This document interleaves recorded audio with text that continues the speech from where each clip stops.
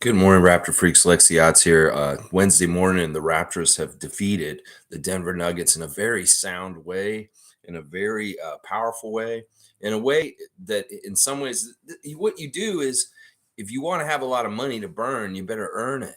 So you got to earn a bunch of money at the beginning, so then you could be in trouble and still be okay by the end of the game. And that definitely was that huge lead that they got at the very beginning of the game. The first quarter, breaking records for the franchise, uh, big time records. That was the most points ever scored in a quarter for the Toronto Raptors franchise in the history of the franchise. 49 points in the very first quarter of the game last night by itself.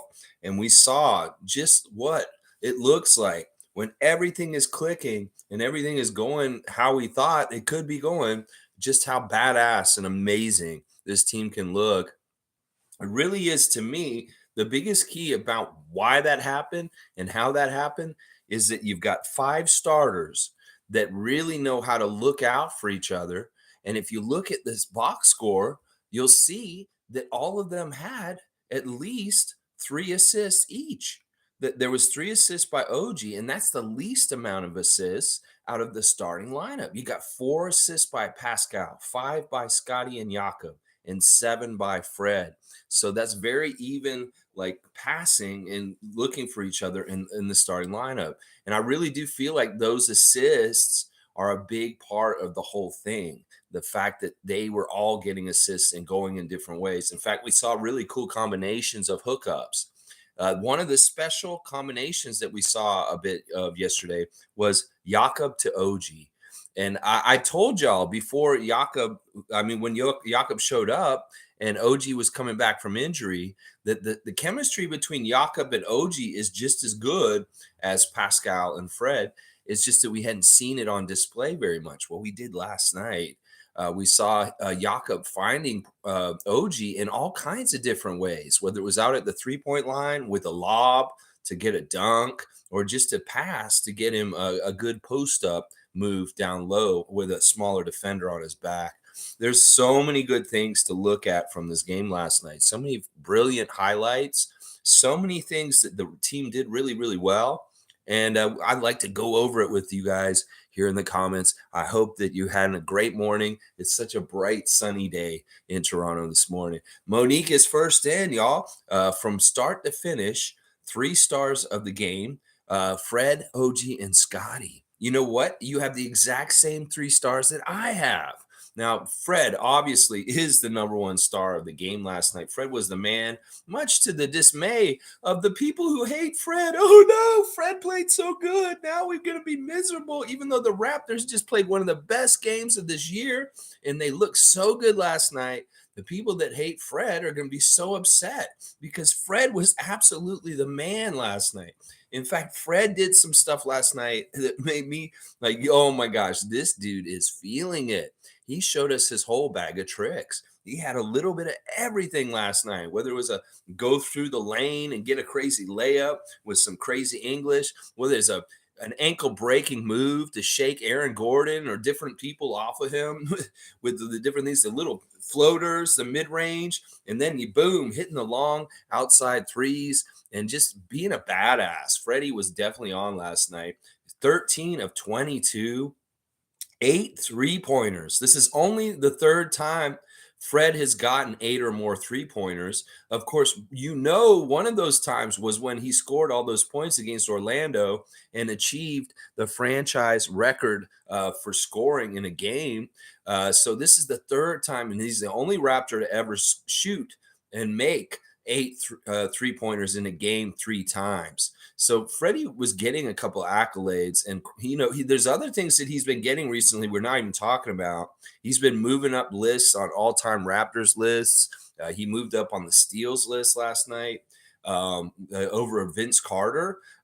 He has 3 rebounds, 7 assists, 3 steals last night, a plus 21, 36 points for Freddie in 38 minutes. You've got to love that. I mean, if you don't love what Fred did last night, you're not a Raptors fan. I'm sorry. If you hate Fred so much that you're mad at him for what he did last night, get a fucking different team. I'm sorry, because you're not going to like this team going forward, because this man is a Raptor.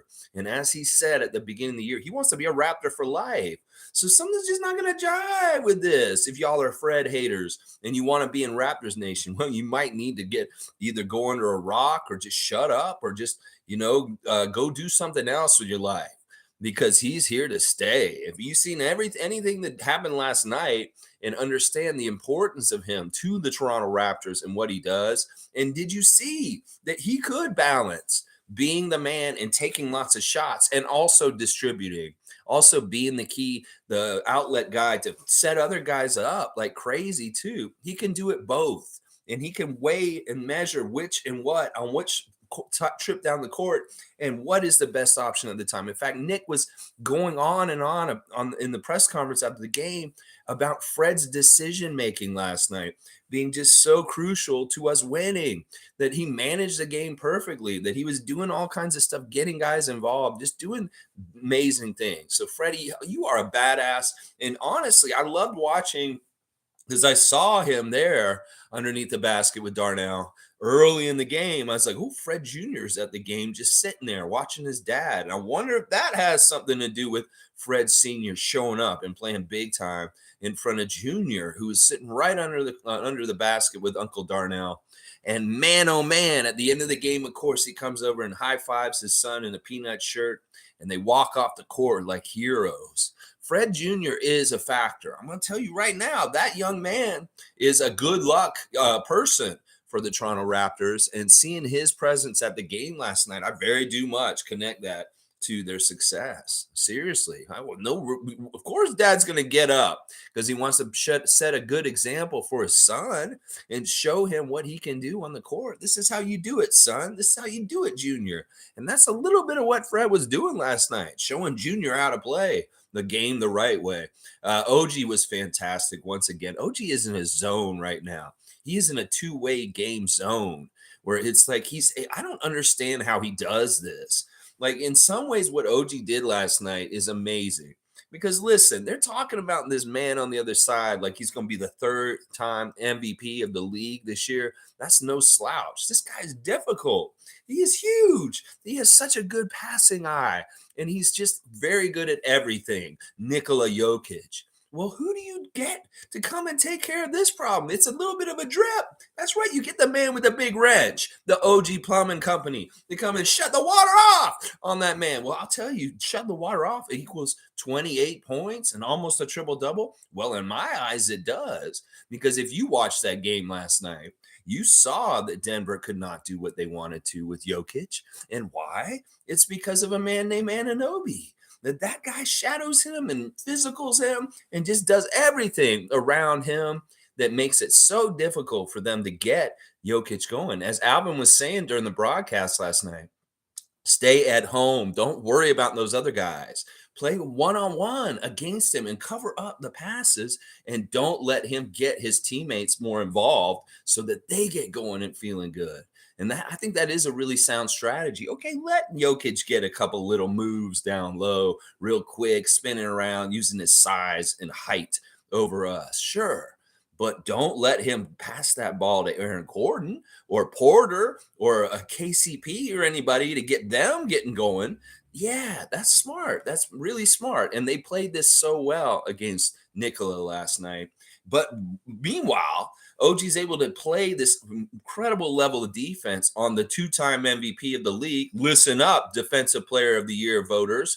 And then he goes to the other end of the court, and he said this after the game, and I love hearing this. He says, I'm just trying to play the best defense I can play in a very efficient offense. In fact, Fred and I have been talking about playing our offense more efficiently. Well, both y'all were very much more efficient with your shots. OG 10 of 14, 4 of 8 from 3, 3 rebounds, 3 assists, a steal, a plus 13 with 24 points. I love seeing a 10 for 14 shooting night for OG. And I love seeing 4 3-pointers. In fact, he's such a laser on the 3-point line. I love seeing all that. And once again, I want to go on and on about this, showing this connection between him and Poeltl. That Poeltl was looking for OG.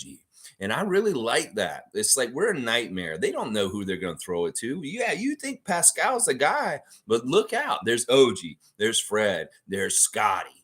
Yeah, you got to pick your poison when you're playing the Raptors if we're on and we're rolling, because anybody can come and mess you up. And OG was doing that at times. I love that about OG last night. Such a good game by him. Now, I had trouble trying to figure out the third star, Monique, to be honest. And I did ultimately pick Scottie Barnes. But I really do want to, in some ways, I want to pick Poeltl too, because Poeltl got that double-double. But Scottie, in some ways, you know what he did? And I'm so proud of Scottie for this. He showed a very concerted effort early in the game right away.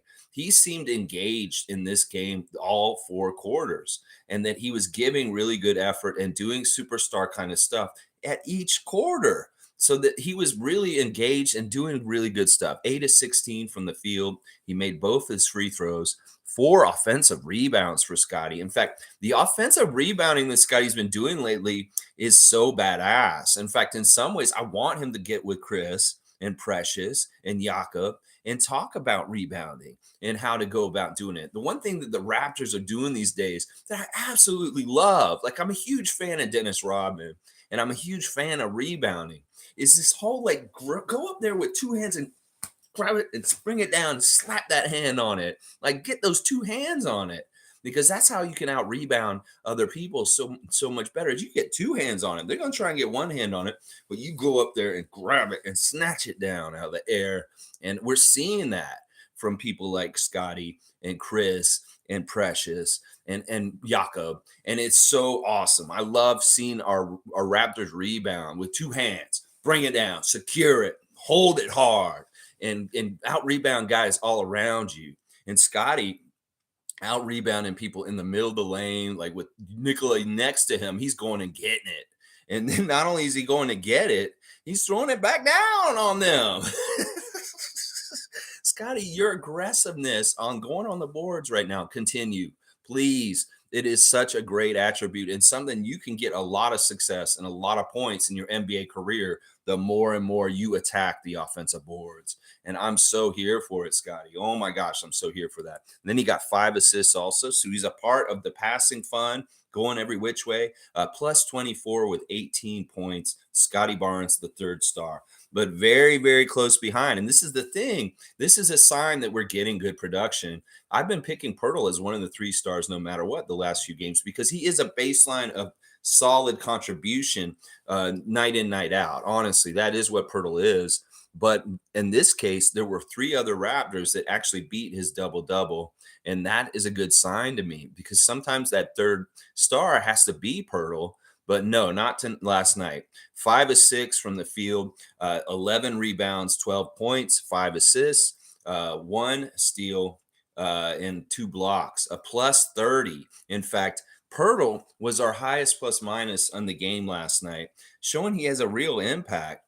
And, you know, it's interesting. Nick did really go heavy on the starters last night, and the minutes police may be a little upset about the chunk of time that those guys got, but it was absolutely necessary, because once again, we saw such a huge drop off when those guys come in. And I don't totally understand this. It's not like Gary Trent Jr.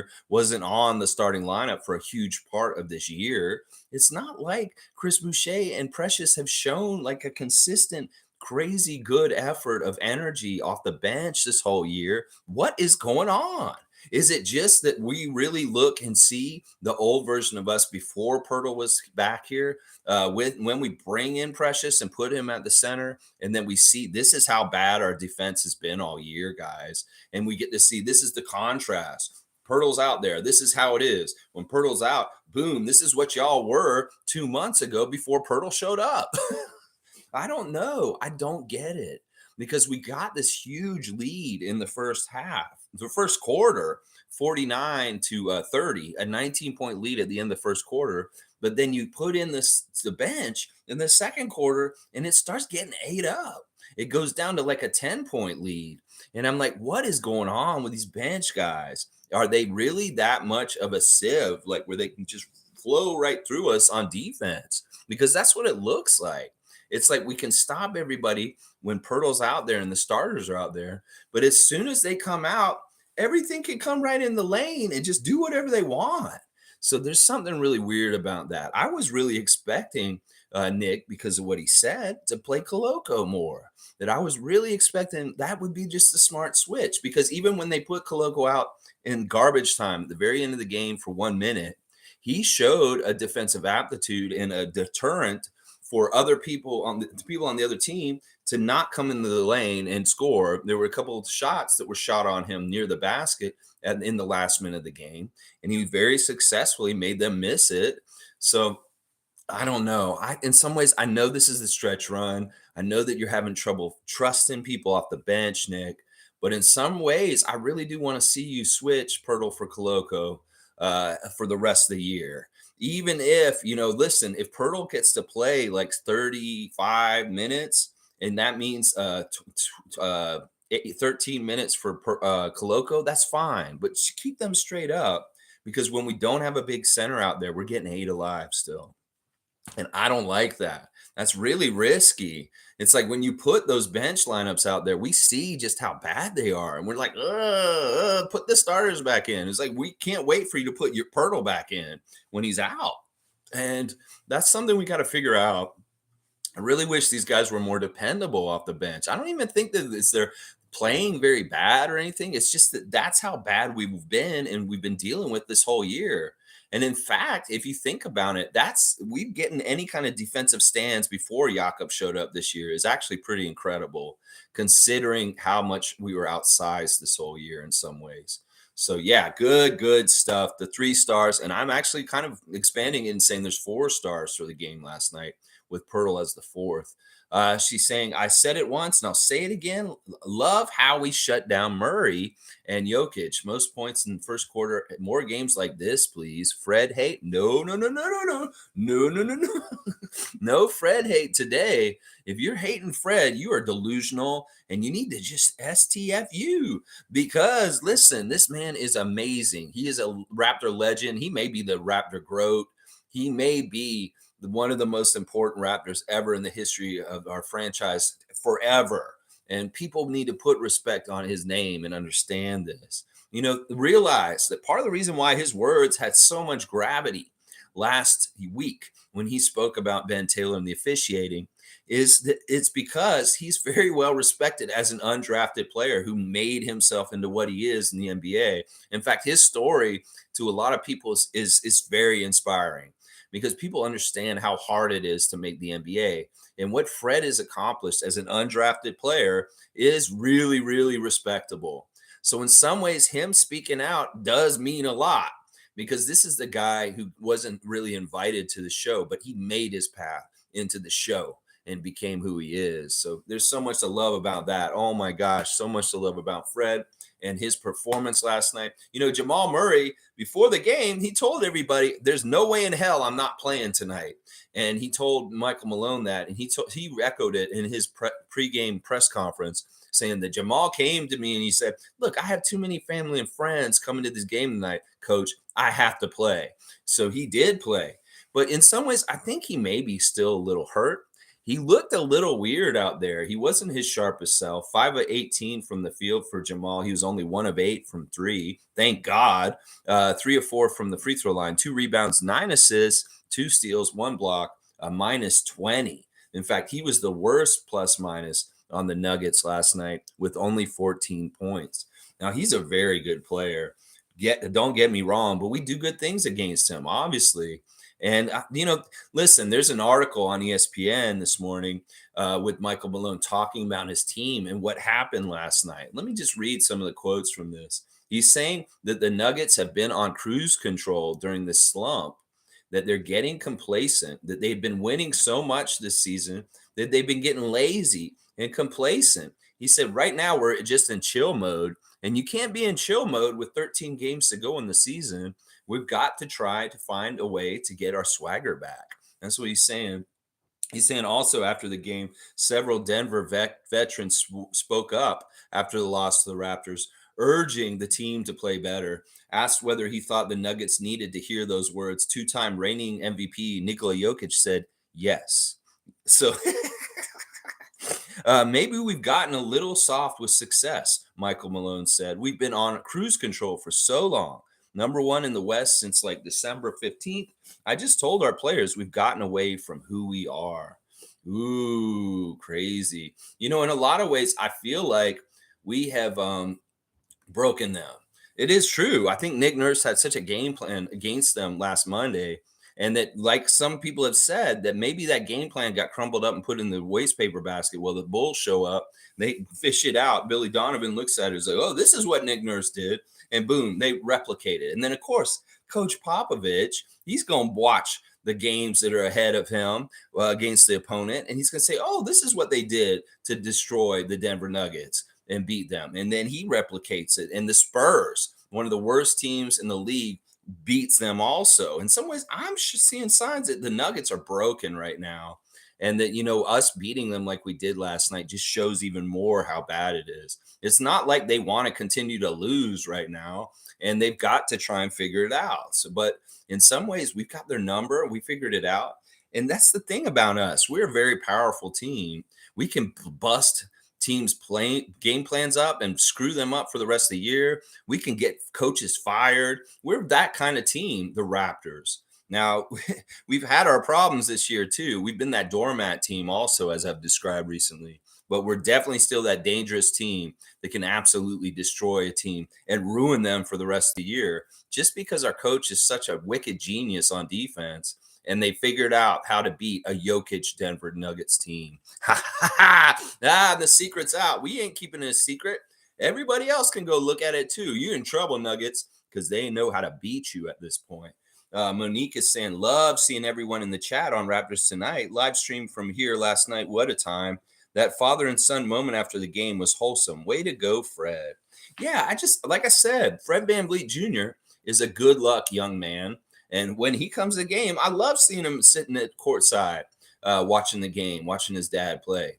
But yeah, so Raptors Tonight was pretty live last night. I'll definitely watch that this afternoon to see what they're saying. I don't want to copy them, so I don't watch them at night. So I'm just coming off with my views and stuff. I don't want to sound like Randy Irvin.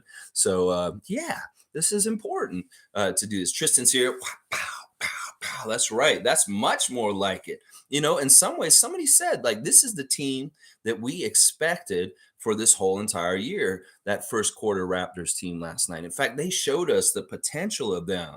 Do some of y'all that did not believe me when I said in the last month that this team is really good and they're way better than you think and that we can win a championship with this core, do y'all believe that a little bit more now today after seeing what they did in the first quarter last night? Do y'all believe that when they're clicking and when they're playing very well and when they get more accustomed to playing with each other, that they can be a very powerful, very, very powerful NBA team? And that, Scottie Barnes grows more and more into this crazy, great superstar. I mean, we saw it at times last night.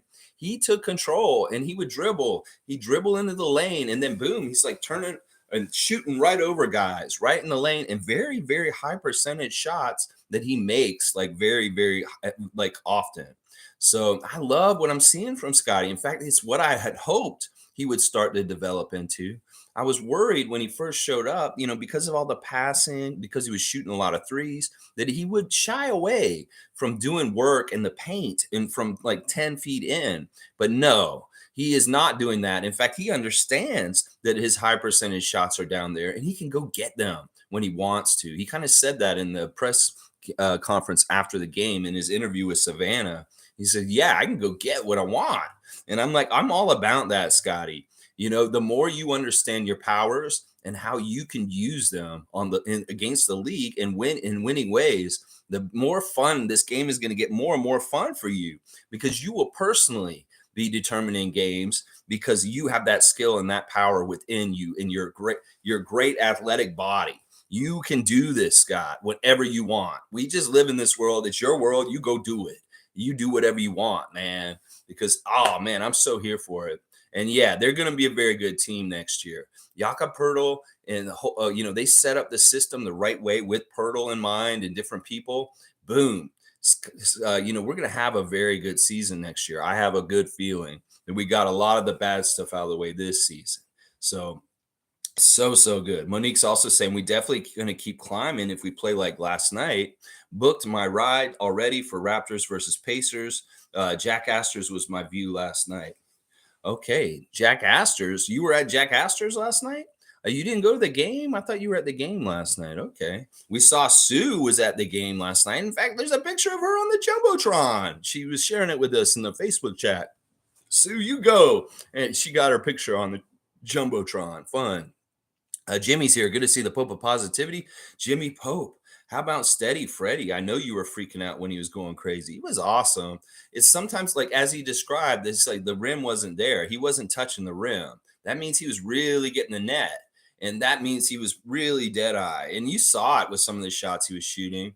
I mean, he had a little bit of everything from his tricks. He did a little bit of breaking ankles. He did a little bit of fading away. He did some of these like stop and pops. He was showing us all his repertoire last night, and I really like seeing it, Freddie. Remind them of who you are and why you are Mr. FVV. That's right. Remind them. Remind them. Some people have a bad memory, or they talk out of pocket and say, oh, you got to get rid of the little guy. What is wrong? We don't need him. Yeah, we need him. And we saw it more and more last night.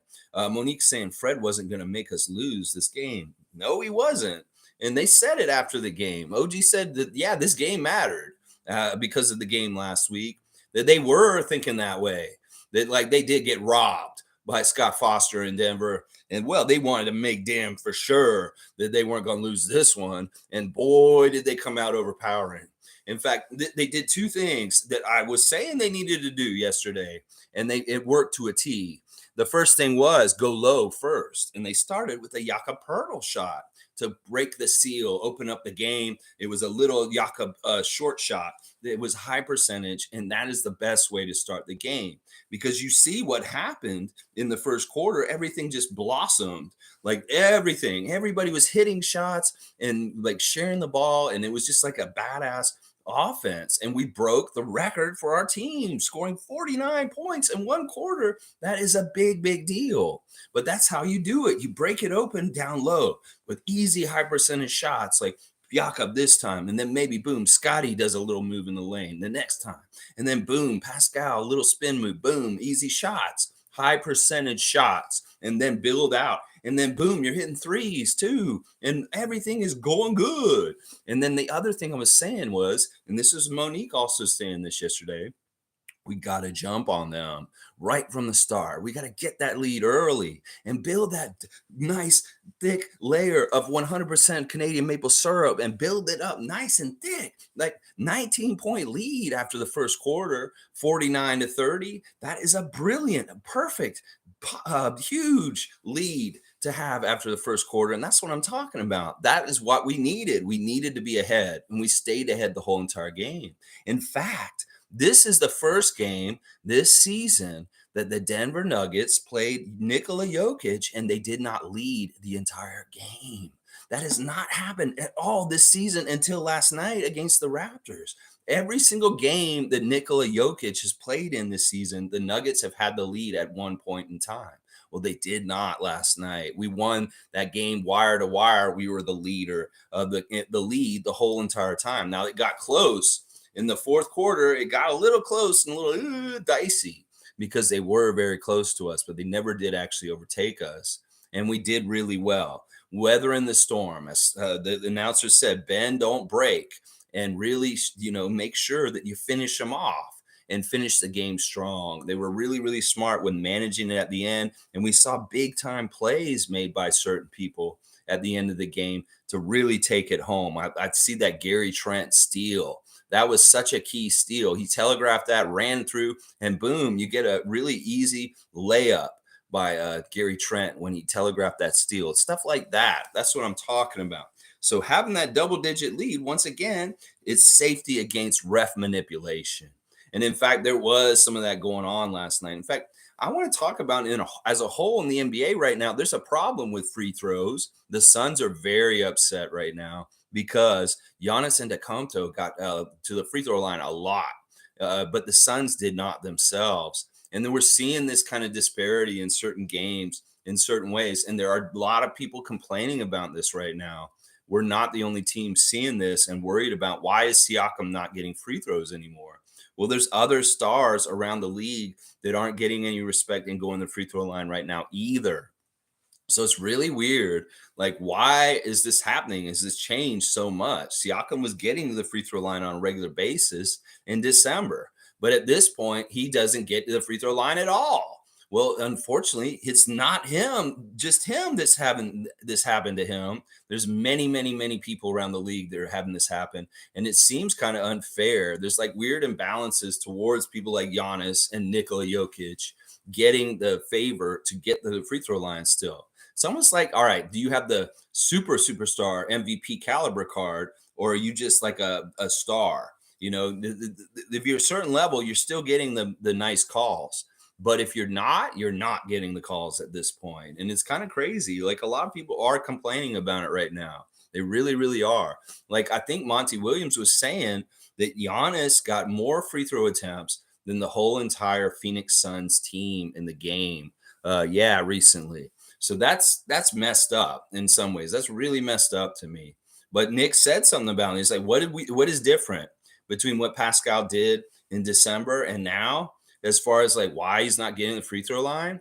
He's nothing. Nothing is different. The referees are just calling it different and they're not putting him there. So you really, when you understand that wow, okay, nothing really has changed. He's not changing how he's playing. It's the discretion of the referees to decide at some point in the season they're just going to stop putting certain people on the free throw line. I don't get it. I don't understand that. If y'all are consistent refs, the call should be consistent throughout the whole entire year, and that the fouls that he got taken last like a couple months ago should still be happening now and still be happening this way. So what is that phenomenon, refs? What is that? Tony Brothers was very fair last night. I really thought that Tony was great, actually. They were rewarding the harder working team. They were giving good calls. Ashley had a really good call to help us out at one point. They were very fair officiating crew. And in fact, I did see that exchange between Fred and Tony Brothers that I was going to be looking for. And it was near the end of the game, actually. I really think I know what he said to Tony. I think he really did come over to him and wanted him to know that he does not think that the referees are horrible in this league. In fact, he has very much a lot of respect for the refs in this league. It's a hard job to do. And Fred maybe wanted to let him know, it's like, look, I'm not y'all's enemy. I just had a lot of pressure on me and I felt a lot of stress. And I wanted to say something because particular Ben Taylor, what he was doing to me. But I know that you guys have a hard job and I'm not against all y'all, because I could tell there was a respect and a good rapport between Tony Brothers and Fred VanVleet last night. And at one point, Fred had the towel up and he was talking to Tony for a bit. And I'm sure he was doing good will and diplomacy with him about him and how he feels about the refs. Very, very smart, Freddie. Very, very smart. And then we saw a very smart move by Scottie also with Tony Brothers, where he was getting lessons from Tony on fouling and doing, like, talking about arm, this, like this.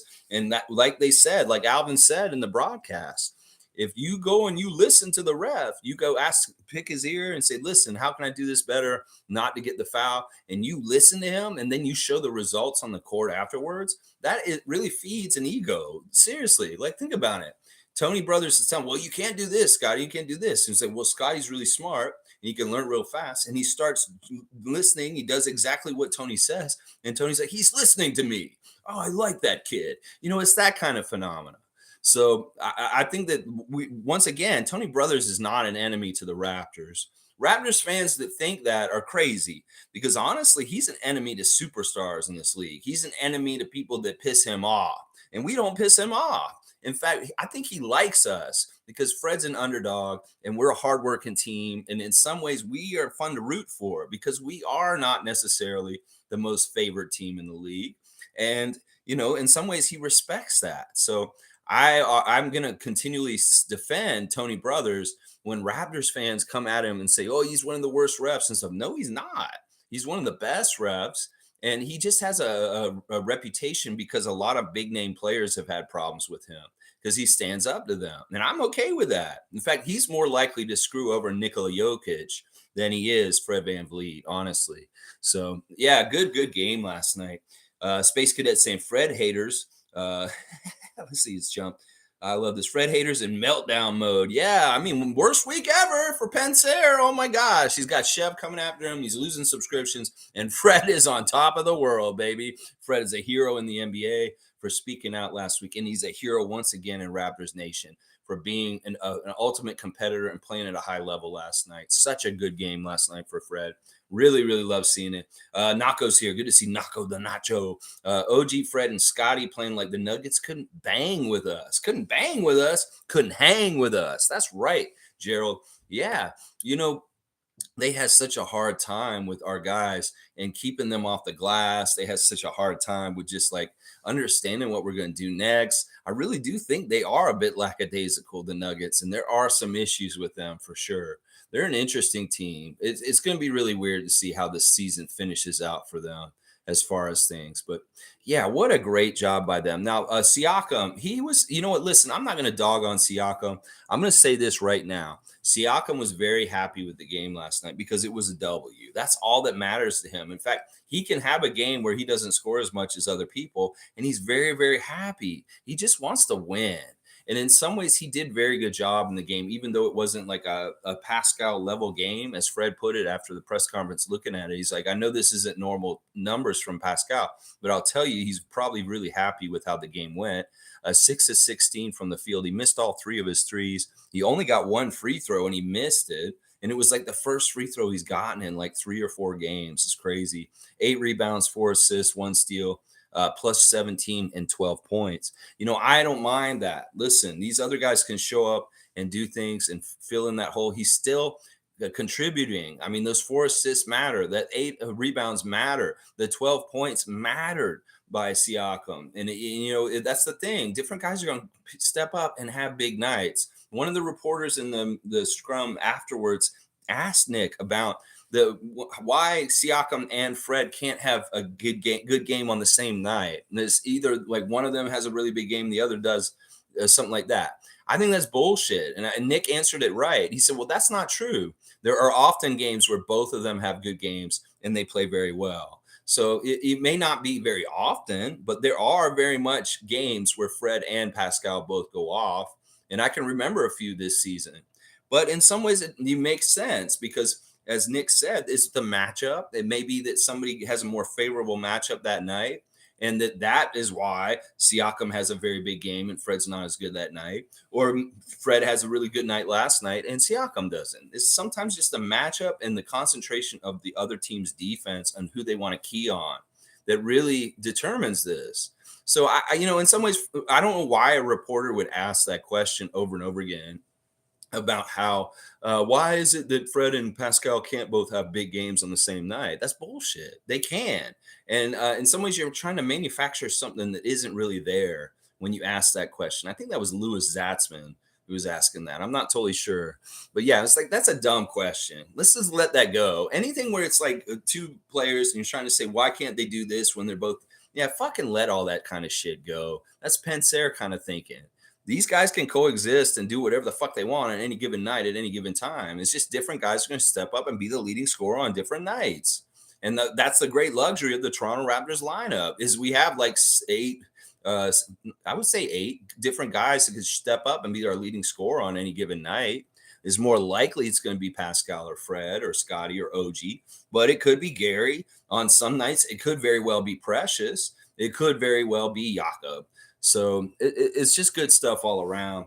Let's see. Tom's here. Good to see Tom Duke. Coming to Toronto next week, baby. We're going to the game a week from today, Tom, to see the Indiana Pacers play the Toronto Raptors here in Toronto. Tom Duke's going to be in the 416, baby. And just a little ahead of time thing with this.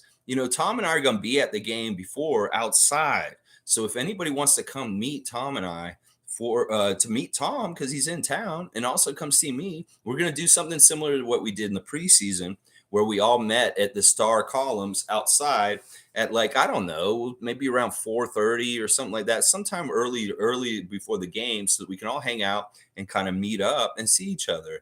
I know the Saborans came down. They didn't even go to the game. They just wanted to come and see everybody. So if you guys want to come down, or Evelyn or anybody who wants to come down, Cool Cat wants to meet Tom Duke and I on the Indiana game next Wednesday. If you're going to the game, for sure, come and see us outside at the Star columns before the game. I'll get a more specific time for when we can meet at that place closer to it next week. But just in general, if you're interested, come and meet us there. Tom's saying, good morning. I know we had an epic first quarter, but I am encouraged by how we managed to hold off the Nuggets comeback. We got a taste of some syrup last night. Great win, Raptors. That's right. This is very important. In fact, it was all set up to be a big disaster because they did actually have the chance to come back and steal this game away from us still. But we executed really well, and we were really, really smart. I think Nick Nurse was smart about how he did the rotations. Even if he was starter heavy last night, he obviously had to. And in some ways, this game, he needed to be like that. But I really liked that those guys got in at the very end and got some run. And that was fun to see Malachi and Koloko out there all of a sudden at the end of the game for just a second. But yeah, that was dangerous. It was very dangerous. And I know that we have a lot of trauma this year. So some of the traumatized Raptor fans were probably like, oh no, another horror of how we're going to lose when we had such a huge first quarter and a big lead throughout the whole game. How are we going to lose this one, Raptors? Well, no, that wasn't what happened. And a lot of that can be accounted to very, very capable and smart closing out the game, managed by Fred and other leaders on this team at the end of the game. So really, really great win, Tom, for sure. Jakob is the anchor we needed. This is G. OG with that outback dunk. Chris's expressions are priceless. Pascal was quiet, but good fourth quarter points when needed. Scottie was great. Father Fred. Yeah, gee, great summary. Yeah, that putback dunk by OG was fantastic. That he just got to a different level, and it was just so sudden and just perfectly timed. It is a really great dunk. It's a fantastic dunk, and it was funny how they were talking about it after the game, asking him about whether he smiled about it. And OG's like, I'm not sure if I smiled. I hope I smiled. I think I smiled. I don't know if I smiled. Yeah, who cares if you smiled or not? We all smiled. And I'm sure you can smile about it later. And that counts just as much. Watch the highlight, OG, and smile then. That's fine. You know, a lot of people are smiling about it. I mean, it is nasty and it is crazy and it's amazing timing. But there were a few plays like that last night. Just amazing athletic dunks and alley oops and just all kinds of fun stuff happening in the game last night. Just really, really entertaining game. And good job beating the Western Conference leading Denver Nuggets. One of the top teams in this league, seriously. But yeah, wow. Chris's expression was funny after that too. Yeah, it definitely was. You know, Pascal did have some key baskets late in the game to help us get to the end, at the end of the point. So yeah, he showed up at different times in different ways. Maybe not as much as normal, but that's what I'm saying. In some ways, we've got to allow. Listen, y'all can't be mad at Pascal if he's just going to score 12 and we still win because he shrunk his role so that other people could expand their roles around him. And in some ways, that's what we need. So if Siakam has it, he was efficient. He played well with what he did. He just didn't get his number called as much. There's nothing wrong with that. That's, in fact, a very good thing in some ways because we don't want to rely on him so much, like completely rely on him like we have at times. Jimmy's saying we really need to figure out the non-Poeltl minutes. Our defense takes a nosedive when he's out. Yes, and yes, for sure. It's like such night and day, like contrast. We really do see just how much he does to clog things up and stop people, impeding them from coming to the basket. And in some ways, our guys are just too slight or not big enough. I love Precious. And in some ways, he can get in between guys. Okay, but often he's not good at that. And Chris has never been good at that kind of stuff. And Thad is not the guy as a backup center. So it is the guy from Cameroon named Koloko. That is the dude we need to start inserting in there because we had really good success at the beginning of the year with him in the lineup for deterring shooters, for being a warning in the lane. And in some ways, he can do just like what Jakob does, patrolling the lane and being a nuisance and a shot blocking threat. And that we want that out on the court at all times, Nick. So, you know, Jakob got in foul trouble yesterday, early, three fouls early in the game yesterday. And I was like, well, this means Koloko should be playing soon, hopefully. But no, he didn't. He went ahead and still played Precious as the backup center, even though he said in the interview that he wasn't going to try and do that anymore. So what are you doing, Nick? Give some faith in Christian. especially if you're not going to have him at the 9:05 game to get the reps, because he could have been at 9:05 last night and played in that game instead. But instead, he got 1 minute of garbage time at the end of the Raptors game last night. So, let's talk about the 9:05 real quick. They lost the second game against the Grand Rapids Gold in Michigan this week, 113 to 109. It's unfortunate.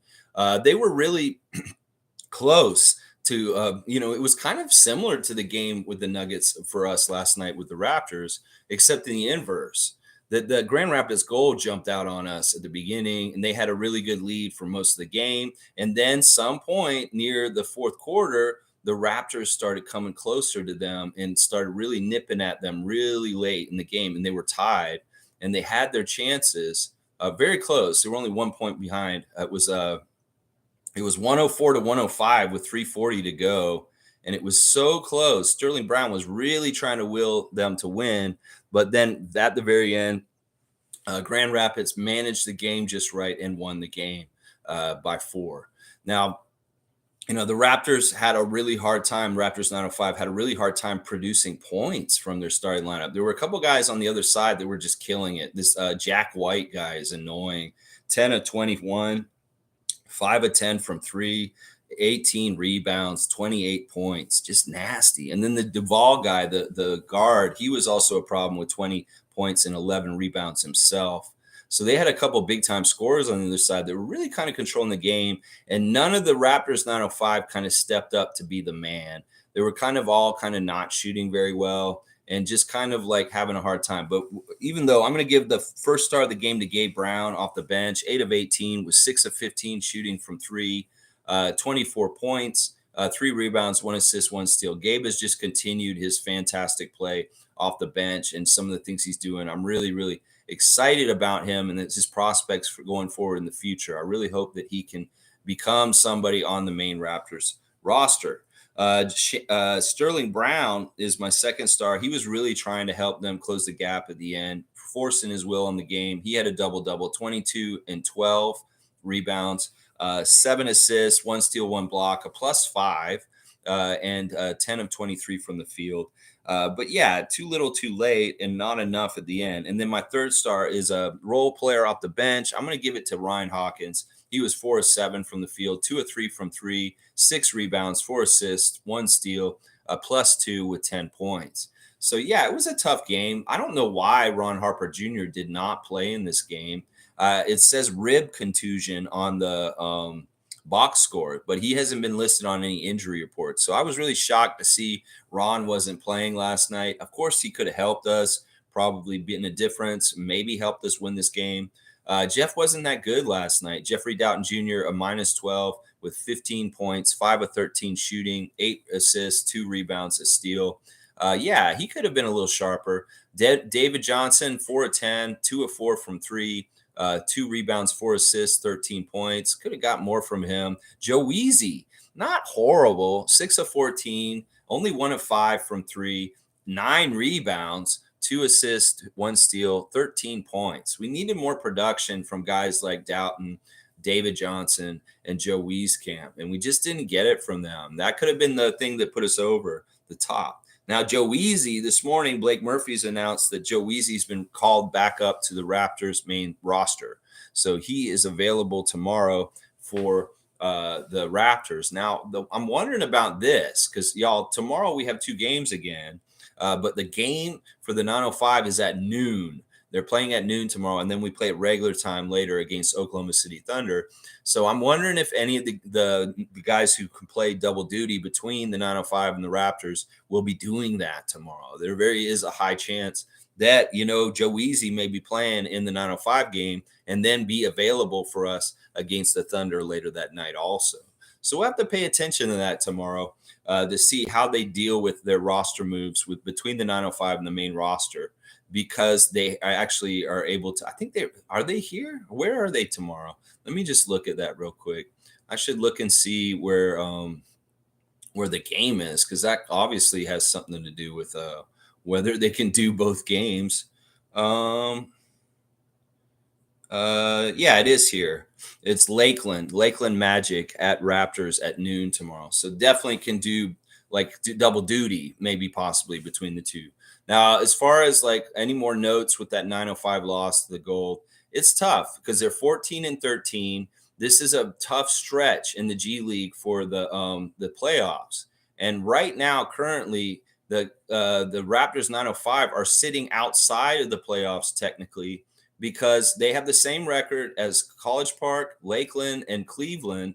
And they are 14-13, all of them, but there's still 5 teams above them in the Eastern Conference. So it really is important that the Raptors 905 win as many games as possible on their way out. They have to absolutely win games. They're in a similar situation as the Raptors, except it's kind of like very much like they're playing the guys like they're playing Lakeland tomorrow. Lakeland has the exact same record as them. So obviously that's a big, huge game to determine who's going to get closer or be in the playoffs or who isn't.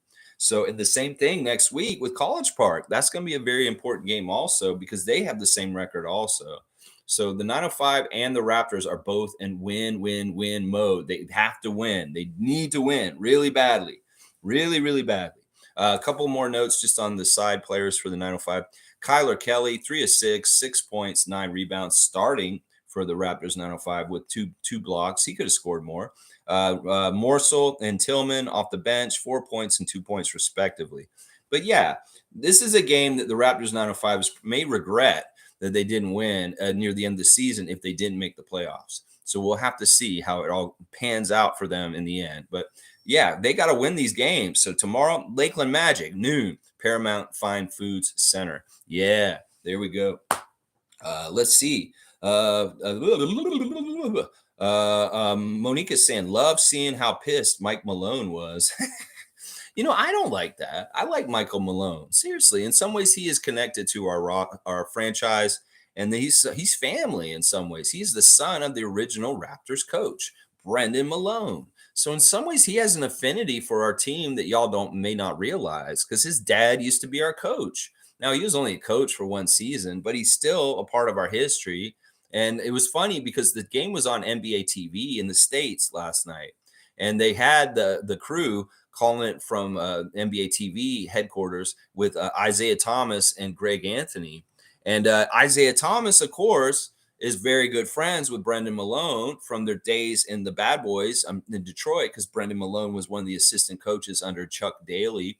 And that was part of the reasons why Brendan was the first ever coach in Raptors history, is because Isaiah really liked him and he made him the guy to be our first coach ever.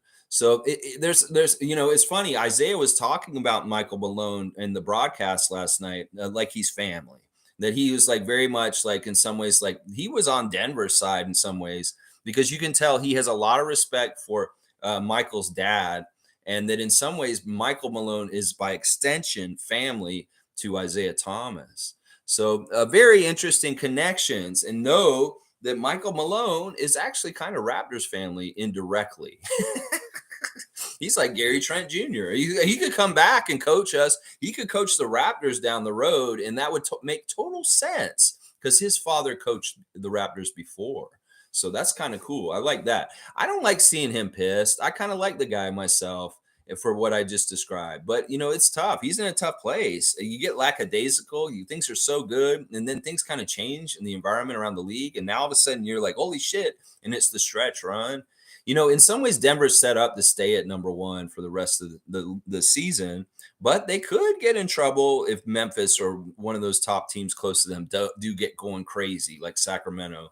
But I doubt it. I think that they'll be fine. I think they're going to figure out how to win some of these games against a lesser opponent very soon. But, I don't think they're going to slide that bad. I think that they'll stay at the number one seed still by the end of the year. It's just they may lose in the first round. They might, seriously. Randolph's here. Good to see Randolph Phillips. Good morning to our beloved Raptor freaks and most informative gang. What an amazing show of strength, potential, and teamwork that was displayed last night. It shows us what the front office sees. That's right. That's exactly right, Randolph.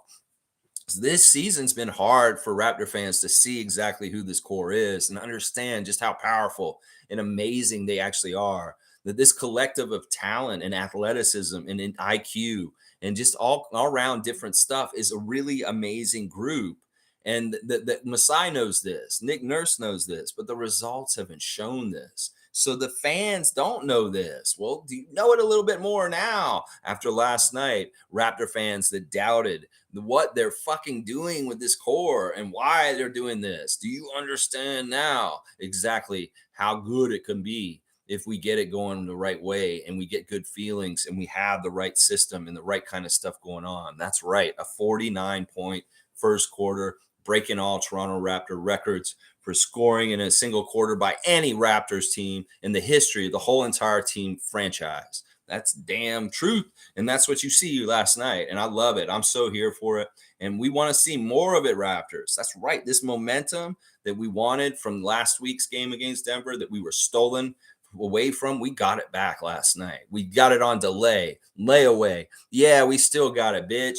And we're going to run with this baton now right on into the Thunder and kick their ass too in the same kind of style. That's right. That's what I'm all about. Sheer Constant, good morning, Raptor Freak family. What a night.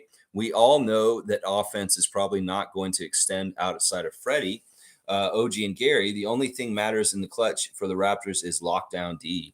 Jakob plus 30 in the plus minus category. Wow.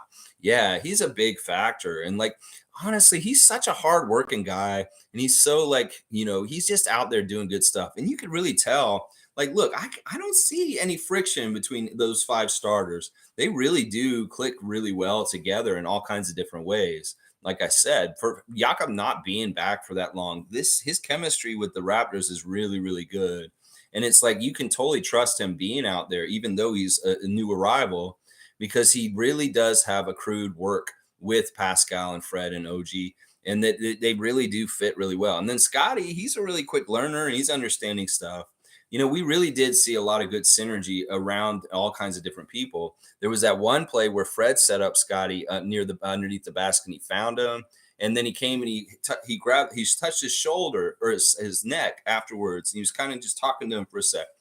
These kind of scenes. And when you see this kind of stuff, the connection between Fred and Scottie, it really does bust a big wide hole in some people's stupid ass rhetoric and what they're trying to say about problems between Scottie and Freddie that just aren't there. You can see it in the game and you can see their connections very strong.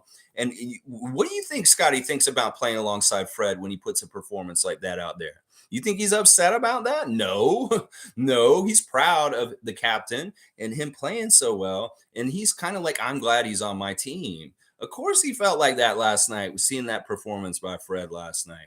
You go, Scottie, Freddie, OG, Pascal, Jakob, Gary, Chris, Precious. You guys are badasses. Keep going like you're doing right now. You're doing awesome.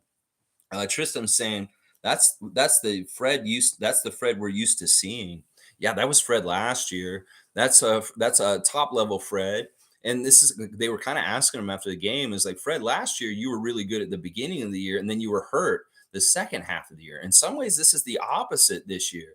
That last year, this season, he was hurt more in the beginning of the season, the first half of the season, not playing well. Well, now he's feeling real good and playing at his high level now at the end of the season. That's way better timing, trust me.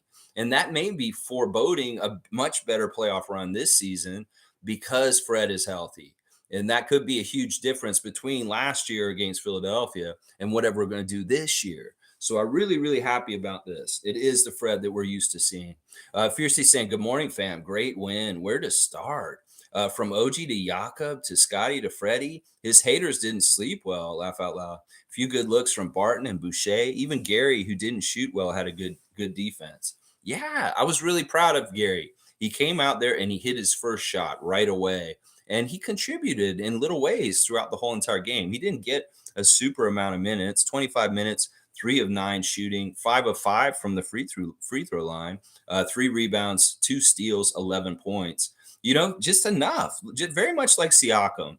These guys didn't have to go overboard, but they made solid contributions and they got in double digits and they made big plays happen at different times. It would have been nice for Gary to hit a couple threes, but it really was Fred and OG getting all the threes for us last night. They hit 12 threes by themselves, the two of them, and they still got twice as many threes as the Nuggets got. They only hit 6 and we hit 12, and all 12 of them were from 2 players, OG and Fred. So that's pretty interesting to me right there. As far as the other bench guys, Precious, a little once again, he didn't hit any of his shots, but he made 4 free throws. All 4 free throws he got. 3 offensive rebounds with 4 rebounds altogether and 1 assist. He did have the highest minus on the team, minus 13. Now, I'm not going to dog Precious out because listen, he played a good effort and he was up and down. And in some ways, like we said, it's not totally his fault that he's playing center and he's just a revolving door. It's not a good look at this point. And we do need to figure this out with those minutes. It's very, very true. We've got to figure out the non-Yak minutes and make them more defensively sound. I don't know how Nick has to do that exactly. Will Barton, very solid 10 minutes coming out there. He only got 2 points, but he got a steal, he got a rebound, and he just looked like he fit, and he looked really like kind of with the flow. Nothing flashy, nothing wrong, nothing bad. I did not mind him, and I want to see more and more of him and see him score more too. So I'm very interested in that. And then Chris Boucher, very understated game, but he did get 6 points in 11 minutes. That's not bad actually for not playing a whole lot of minutes. He did get a lot of points, 4 rebounds also. So these are little contributions, not on a huge level, but they all add up and they all matter. And if you look at the other side, you have Porter Jr. and Jokic in 20 points, and then you got Aaron Gordon at 18, and then you have Murray at 14, and then it's really slim pickings after that. Not a lot of team contributions really after the top 4 Nuggets on the other side of the ball. So that's good. That's one thing that has been beating us in games recently is the other team has better team effort overall from many people on the roster, whereas we don't have enough guys showing up and contributing. We had that last night. Even with Gary not playing as super, super well or Pascal, those contributions mattered and they added up to the win. So I really like all that. I really, really did like that. And let them not sleep well, those Fred VanVleet haters. They are having their worst week ever since he had that press conference. Nako's saying for a team and play-in team, it's wild we have 2 of the players averaging the most steals, Fred and OG. Well, that really is our thing, is stealing a lot. And Gary's also near the top too with that kind of stuff when he gets a lot of minutes. G saying OG's balance is much better now too. I don't know if you mean his balance for his body, like his literal body balance, or the balance between offense and defense as far as what he's doing on the court. He's just playing at a very high level at both ends of the court.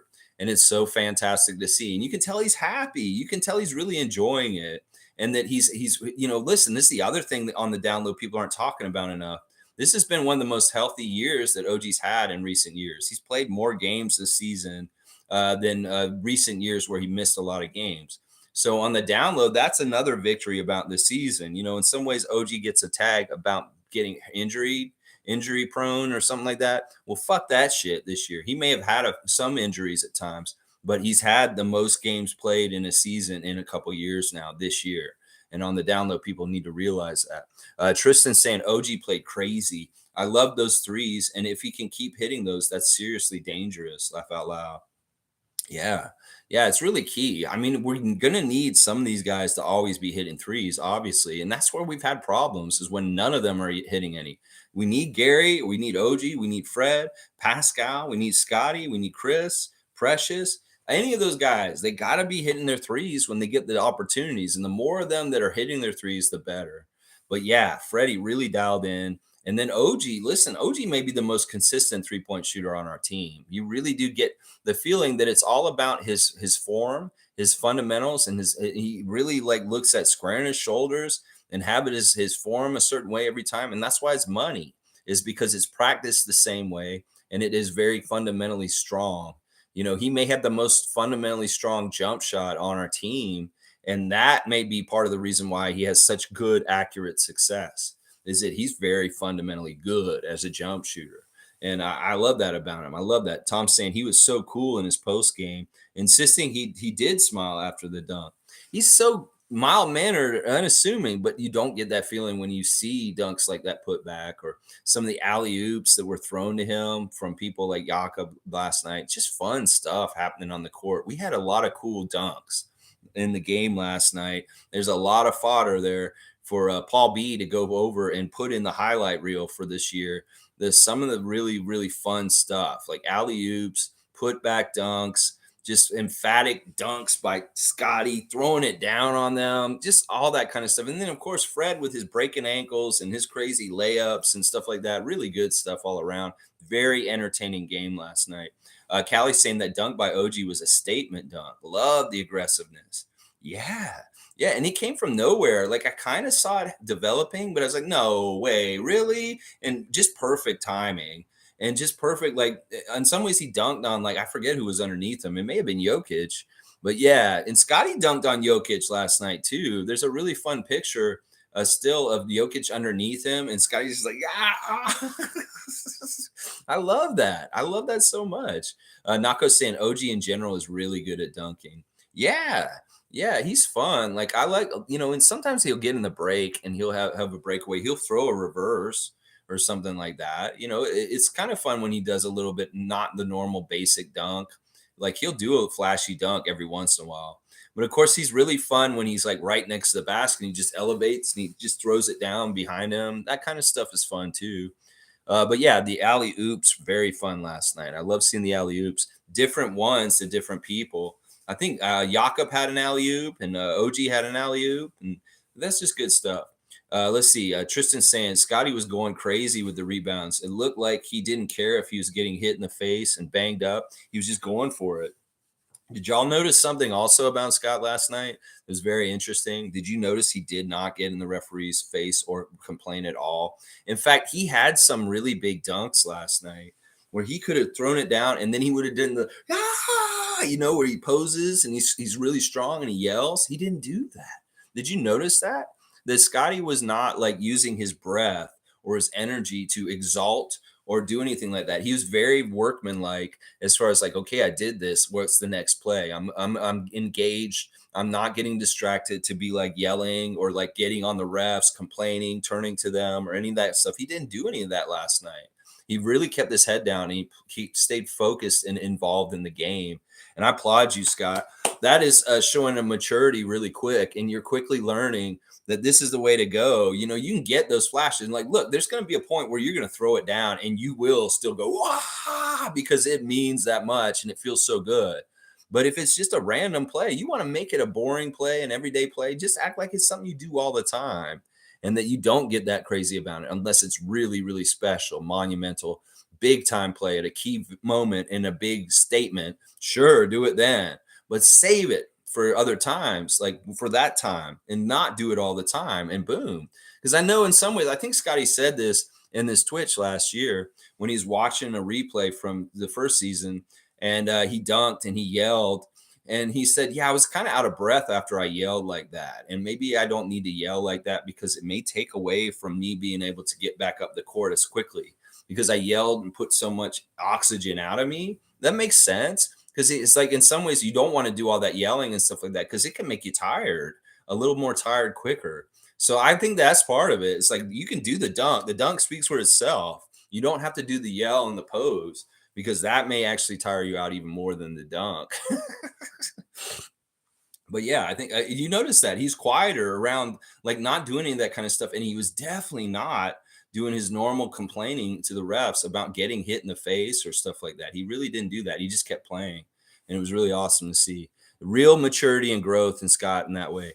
Fiercely saying, read an interesting comment. Some say Jokic did not shoot that much in order not to mess up his stats and impede his on the MVP campaign. What are your thoughts? That's interesting. I mean, I don't know why he would do that. I mean, I don't know him well enough as character personality or who he is. Is he that selfish that he would do that? I mean, that kind of makes some sense, but in some ways it doesn't. We're denying him the ball still to a degree. We don't want him to even get the ball if we can. And we do really try and limit his field goal attempts.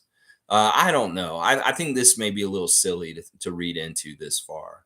But I don't know. In some ways, he doesn't seem like he cares enough to try and will his team to win. He's a very lazy player to me.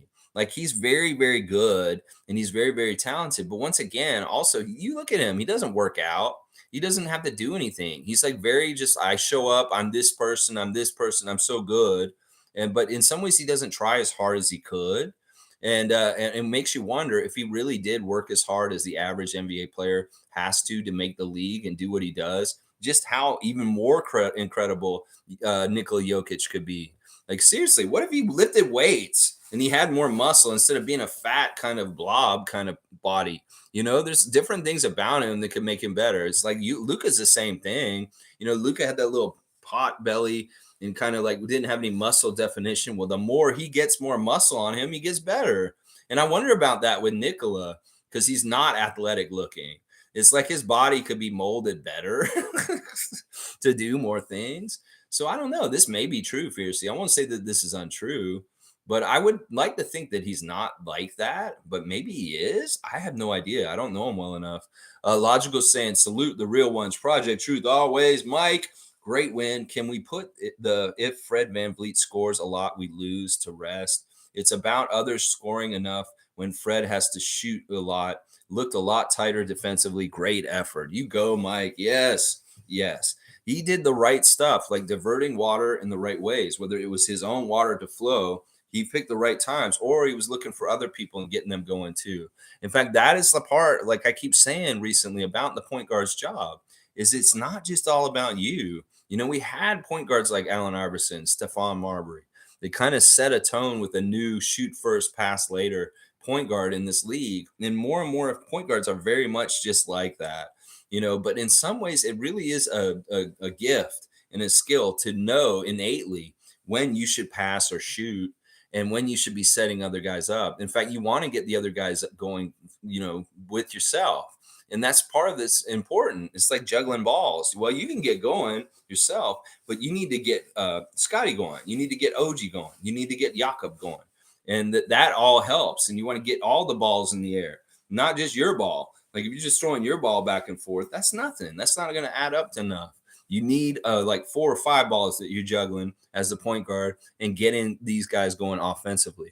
So really good job last night in the first quarter of Nick Nurse playing those notes as far as like getting different guys contributing in really like seamless, like fitting together kind of way where they're just all hitting it and boom, 49-point first quarter. Amazing. Trevor's here. Good to see Trevor J. Good morning, Raptor fans. I'm still on high. Happy Wednesday. We kicked Denver Nuggets ass last night and send them home packing. Bye-bye. They're actually not going home. They just started a road trip. So they have to go and see some more Eastern Conference teams out here on the East Coast first before they get to go home. But yes, I love kicking their ass too. And it feels good. Like seriously, something about beating the Nuggets like we did last night was holistic. It really was. From the travesty, the injustice, the crime that happened in Denver against them on Monday with Scott Foster the week before, that this is healing. In some ways, we haven't felt right or complete because of that game. And like, honestly, I was so mad last week. I was irrationally mad at any kind of given moment during the day. And it partly was because I felt like the world was unfair. I felt like the world was unjust and that Scott Foster epitomized it. And that, having us come and win this game like we did last night, in some ways that's healing. In some ways that's like restoring my faith and like, yeah, we can still be badasses. Yeah, we can still compete in this league. Yeah, we can still win another NBA championship. That it isn't so stacked against and futile and messed up because they're going to just cheat and make us lose no matter what. No, there really was, like Seymour says. So you're saying there's a chance, there's a hope. And there definitely got more hope from watching that game last night in contrast to what happened the game against Denver from before. That's what I'm saying. This was a healing game. That beating the Nuggets like we did last night was healing for the fans. It was healing for the team. That they needed this. They needed to show that that was bullshit. And we should have won that game in Denver also. And then we really, really made sure we won the game last night. And that, like I said, there's something very powerfully healing about our win last night. I'm all about it. I love it so much. Country Kong saying, good morning, Raptor Freaks. What an absolutely incredible game we saw last night. That's what I'm talking about. Fred VanVleet was hotter than fish grease. I love it. We play like this. The Bucks are in trouble. Yeah.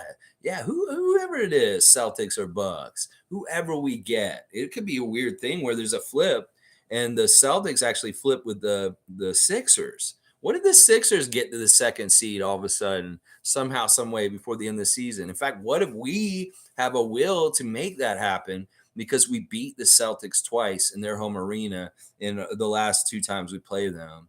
Like, what if we put them out and we get the Sixers because we want them? That we mess up the Celtics at the end of the season, and then all of a sudden they flip, and the Sixers are the second seed, and we get them out of the play-in. Yeah, that'd be fun. I love that rematch. In some ways, I kind of want that. I want the Sixers to jump up into the second seed so we can play them in the first round and get that rematch. Yeah. I like the sound of that. I really, really do. G saying, is it me or is Tony Brothers more friendly with the Raptors now? Yeah, I've been noticing this trend with him for a while. It started actually last season. I think since Scott showed up, I'm telling you, there's something about Scotty that Tony likes. I think it could be that he reminds him of a family member. It could be that he reminds him of an old friend. I don't know what it is, but there's definitely something about Scottie Barnes that Tony Brothers has an affinity for. And in some ways, it may be that Tony Brothers has just been in the league for so long. He sees young men come in the league all the time. And it may be that he's just like, this kid's really good. And I kind of like him. And he's like showing certain respect and stuff like that. And, that can definitely be, that's not a bad thing. Like, Scotty, you want to be friends with Tony Brothers. That's a good friend to have.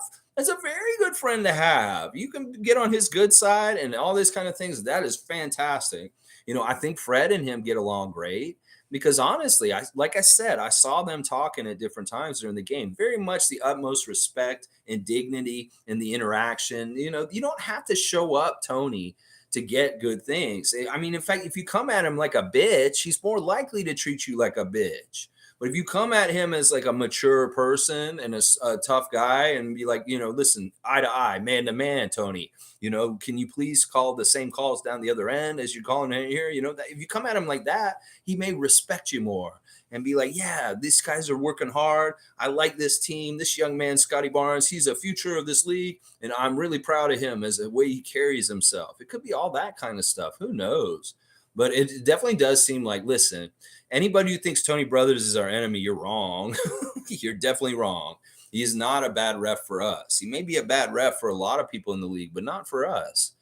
G saying there is a stat floating around. I have not confirmed, but Joker has around 71 kickballs due to not trying on defense, and the next closest player has 15. Listen, I'm sure there's all kinds of weird stats about Jokic and weird things and stuff like that. I don't know. He is a weird player. I don't think he should win MVP. And a lot of people are saying because of the recent slide of the Nuggets that this is going to hurt his MVP race right now. Who knows? Maybe this is part of the dark Illuminati of the NBA that, Nick Nurse was a catalyst figuring out how to bust up the Nuggets party and everybody can beat them now. Well, is the NBA mad about that? Maybe they don't want Jokic to win the MVP again this year. And maybe they are trying to get it more like it would be Antetokounmpo or Embiid in finishing and stuff like that. It could very well be that. Because listen, if he gets 3 MVPs in a row, he goes in a category with like Larry Bird, Bill Russell, and Wilt Chamberlain. And those names are so crazy, like big time, that I don't know if Nikola, and for some of the reasons we just talked about, deserves to be in that class. Some people may think I'm crazy because of the stats he puts up. I think he's lazy and he could do even better. It's just that he's like a lazy guy in some ways. Let's see. Mike is saying, won't let me retract messages for some reason. Not gonna lie. Can we put if Fred VanVleet scores a lot, we lose to bed? That's what you meant. Yeah. I think I figured that out and actually put the word in there. So you're good, Mike. You're good. No problem. I just want everybody to stop criticizing Fred. He's gotten more than his fair share this season, especially from certain people. And that, at this point, y'all, the jury should just rest on this. Fred is good for our team. We need Fred on our team. And if anybody thinks otherwise, you're crazy. You're absolutely crazy. If you can't understand this after the last week or so of how we played, that Fred is essential and an important part of our team, then I don't know what to tell you at this point because you just can't see it. Isaac saying Raptors are playing with purpose. Be afraid, NBA. And he's got the buck, he's got the Golden Gate Bridge, and he's got the Celtics clover. Yeah, they should all be afraid. I'm wanting the challenge. Listen, it could be really advantageous that our final stretch is against tough teams because it really primes us up. It gives us the ultimate good challenges. I know the Thunder has been up and down. They're not necessarily as great as they could be, but it's still going to be a great test. Minnesota, same thing. So these next couple games will be fun. And there's a couple of easier games mixed in within, like Detroit and different people. But for the most part, these are very tough teams that we're going to have to play in tough situations. Miami, Milwaukee, Boston. These are going to be tough games going out. But I figured, listen, all right, we're at 33. So we need 8 to get 500 exactly. So if we win 8 of our last 13 games, we get to 500 exactly. If we win 9 of our last 13 games, we're an above 500 team for the season. And in some ways, that means we're a winning team. So the chances are still there if we play very high level and take care of business and take the wins as they come one by one, that we could get above 500 by the end of the year and have a very salvage record, considering everything that's gone wrong this season. It'll be actually very impressive to me, considering that we've been really underneath 500 this whole entire season. And that right at the very end of the season, we reach up and grab and pull ourselves up over it. That would be fantastic. It would be a very, very good accomplishment. I'm all about doing that. G saying the spacing looked better for a few reasons. Jakob has high IQ and knows when to clog the paint. Scottie's mid-range game and OG's 3. Pascal didn't just post up, and why the spacing looked great. Yeah, in some ways, that may be the sacrifice. Look, Siakam, we don't need you to carry us completely on your back, and we have to sacrifice a whole half of the court just for you to operate. In fact, in some ways, we may need you to play more like some of your teammates and do some of those kind of things. In some ways, you can let the pressure off of yourself and maybe play like a garbage man to a degree in some ways. Of course, we'll go and feed you the ball and give you your opportunities to get shots. But in some ways, if you're not as focal point of our offense, you can roam around and do utility kind of fun, glue guy kind of stuff. And in some ways, this can expand your game further in ways you may not have anticipated.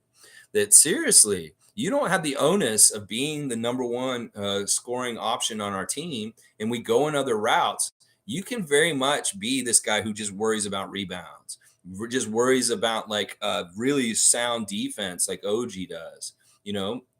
I'm interested in you doing that, especially if you're struggling offensively and not making as many shots as normal. You go ahead and you go and work on your other parts of your game on the outside, because you're a skilled player. You're an all-around player like Scottie Pippen, and you can do that other stuff to contribute and not have to score.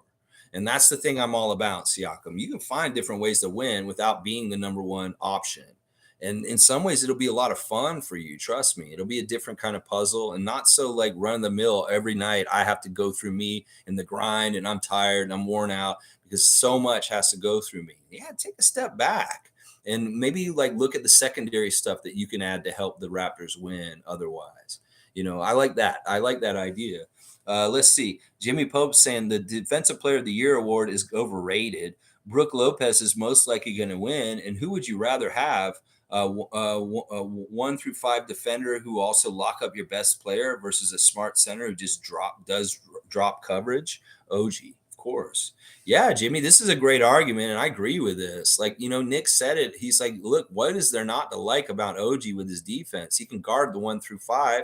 He's playing Anthony Davis. Then he's playing Bradley Beal. Then he's playing Jamal Murray and Nikola Jokic, switching around.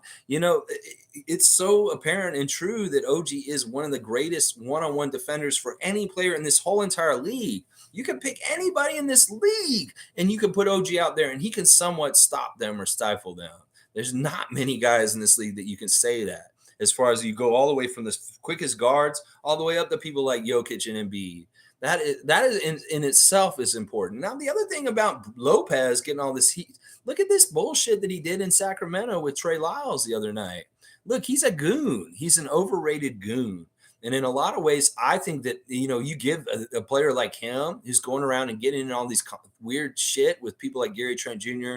and then this issue with Trey Lyles this week, you're going to reward goons. And with the Defensive Player of the Year award, you already rewarded a flop artist last year, Marcus Smart, with the Defensive Player of the Year. Now you're going to reward goons. You should be rewarding the right kind of defensive player, OG Anunoby. That's your best option for Defensive Player of the Year. Now, if we had a better record and we were a power player in the league, in the standings, he would probably get strongly considered for Defensive Player of the Year. But we once again hurt ourselves because we have a poor record. And we're not going to get any consideration unless we're near the top of the league, even record wise. So that'll be the big reason why. But honestly, like I said, this man deserves to be on an all defensive team. And if OG's not on at least the second all defensive team for the NBA this year, there's something fucking wrong with the system and picking who should be on it. You know, he may not, of course, he's not going to get Defensive Player of the Year, but he for sure better be on one of the defensive teams. If not the first team. It'd be badass if he was on the first team. But yeah, you're exactly right, Jimmy. What the fuck? He's a big goon. And that's all that Lopez is. Wayne saying Jack Armstrong made a point that's very true. Pascal Siakam has got to evolve with the team, which does not need him dominating with the ball. And the coach has got to help him with this in transition. Yeah, this is kind of what I was just talking about. That's crazy how this happens. I guess we're just like great minds think alike. I did not proofread or read any of your comments before, and I'm seeing that you're saying exactly kind of what I was just saying, that Siakam's role has to morph in some ways, but it really should be liberating to him. In fact, it may be a breath of fresh air, and he won't feel so constricted and so much pressure to carry us all the time. And he can find a lot of joy in some of the other things, and it'll really help well round his game better in so many different ways. I think this is exactly right, Wayne. That we're seeing that, you know, you need to let OG get his. You need to let Scottie get his. You need to let different people step up and carry the baton more. Siakam, you have done really good jobs carrying us when we had nobody to do it, and you took care of it. In some ways, we're going to take you off duty for a little bit and give you a rest, because you seem like you need a little bit of rest, and we don't want to wear you out completely. It could be in the playoffs you're back to regular Pascal for a couple games and absolutely dominating. But for the most part, maybe we want to save you for the rest of the regular season and use you in littler doses and let the other guys carry the burden a bit more.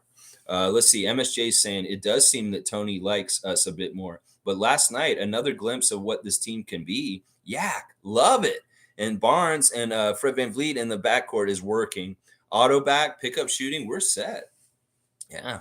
I mean, listen, next year is going to be different because, first of all, you know, Nick Nurse built this system at the beginning of the year without Jakob Poeltl in mind. He didn't know that he was going to get Jakob Poeltl in the middle of the season, that this was going to happen. So in some ways this summer, when him and the coaches go back to the drawing board and they build our system for next season, they're going to do different things. In some ways, people don't realize this about teams. That, you know, the coach makes the system for the whole entire year at the beginning in the preseason and different things. He doesn't want to switch it up too much. And if he has to switch it drastically during the season, that usually means some catastrophe or bad things are happening with the team. Well, next off season that's coming up, they're going to go back to the drawing board, and they really are going to try and orient and build our offense and defensive systems with Jakob being in mind in the equation. And that'll make things a lot more different in some ways. In fact, more effective and maybe more easy to understand what we're doing on the court. Once again, we're moving a little bit away from positionless basketball and more traditional roles. And in some ways, that may be easier for our guys to figure out this summer and catch on to quicker. Not that we've scrapped the positionless idea altogether. It's just that we may go positionless from time to time, but our bread and butter, our best lineup is obviously with Jakob out there. So this will be fun to see how the coaches structure our team and their schemes for next season with him in mind. And that we have not really done that. He's sort of just fitting into what we were already doing now. And in some ways, they can do things with a lot more like purpose and intent when they build it with the team in the training camp next year. So we'll have to see how that goes. Yeah, Tony likes us. Tony, you know, this is the thing. I'm telling you, Tony Brothers is a good dude. He just gets a bad rep because, like, there are certain players that really hate him and they put him on blast. It's not even the fans that should hate Tony Brothers. In fact, it's the players that hate Tony Brothers because he keeps them accountable. And they can't get away with their shit around him. So if you're not full of shit and causing problems, you shouldn't have a problem with Tony Brothers. And that's the whole way it is. You know, fans just catch on to like certain players talk about how, oh, Tony Brothers, I hate seeing him. And they see a fan poll or a player poll where they say the most problematic ref in the league is Tony Brothers. But that's from the players. But it really isn't that way. In fact, fans should be like, you know, Tony's holding up the right things about the game, and he's reffing the game the way it should be reffed, and that he is kind of building the integrity in this the good stuff from it, because he rewards the hardworking team, the team that does well. And quite often it doesn't have to do with whether they're the golden boy team that the NBA wants to win or the golden boy superstar. He just looks out for the guys who are working the hardest and doing the best effort. And you can't not like that. If you really are a basketball purist, you want the referee that's going to reward the harder working team. So yeah, Cowboy is here. Let's go. Good morning, Lex and Raptor Freaks. Playoff here we come. Lex, I don't think any team can handle us the best out of best out of 7 games. Let's go Raptors. Be afraid, NBA. Be very afraid. Let's go. That's a lot of people are saying this right now. The NBA needs to be afraid of us in the comments. I like that. I like that a lot, Cowboy. Yeah, well, like Leo says, in the best of 7, I'll put money on us, and we're going to figure out a way to win 4 of those 7 games against anybody in this league. We are that kind of team. Fiercely saying NBA YouTube channel highlighted us getting 49 points in first quarter, as well as OG's putback magnificent dunk. You know, it's funny, watching the game on NBA TV last night was interesting, because they were really like building the game up for Denver's side, and them being there, and like, they were expecting them to win and do good things and beat us and stuff. In fact, they were talking about it late in the game. They're like, well, Isaiah was picking Denver to still beat us with like 5 minutes to go. He's like, yeah, well, we'll have to see. Denver, I believe in them with Jokic, that they're going to come back and win this game. And I'm like, okay, Isaiah, you jerk. But that's the thing. When they do the telecast on NBA TV, they really do take the perspective of the other team. But it was fun because they didn't have a crew up in Toronto. So they used Matt Devlin and Alvin Williams. So a lot of the American audience down south got to listen to our broadcast. And that's an interesting way of hearing perspective different. Like, they don't hear the Raptors covered like we do up here down there. So it could have been very fun and interesting for the average NBA fan in the US if they watched the Raptors Nuggets game last night, to hear the enthusiasm of Alvin and Matt calling the game from our perspective and saying good things about the Raptors in that. And they may be like, whoa, this is weird. I'm watching this game and they're pro Raptors and they're actually kind of talking them up and this kind of stuff. But that's not normal. Normally, we don't pay attention to the Raptors. We don't give them any kind of commentary or good shine. That may have been kind of weird to some of the NBA fans down in the States to hear our broadcast crew on NBA TV calling the game. In some ways, I was like, yeah, this is the perfect game for this kind of thing to happen, because the game had so many cool highlights. Obviously, the Raptors were fun to watch. That first quarter was so impressive. And, there were so many cool dunks and different things. In some ways, people down there were like, holy shit, the Raptors are actually really fun to watch. And why don't we get to see them more down here? I got that feeling that may be part of a side effect of last night's game, is that a lot of American fans that got to watch the game on NBA TV may be more interested in seeing the Raptors just because of how interesting their team is, with people like Scottie and OG and, Fred doing what they were doing. So that, I thought that was a cool byproduct of things. Mike's saying we are starting to, hang on, it jumped.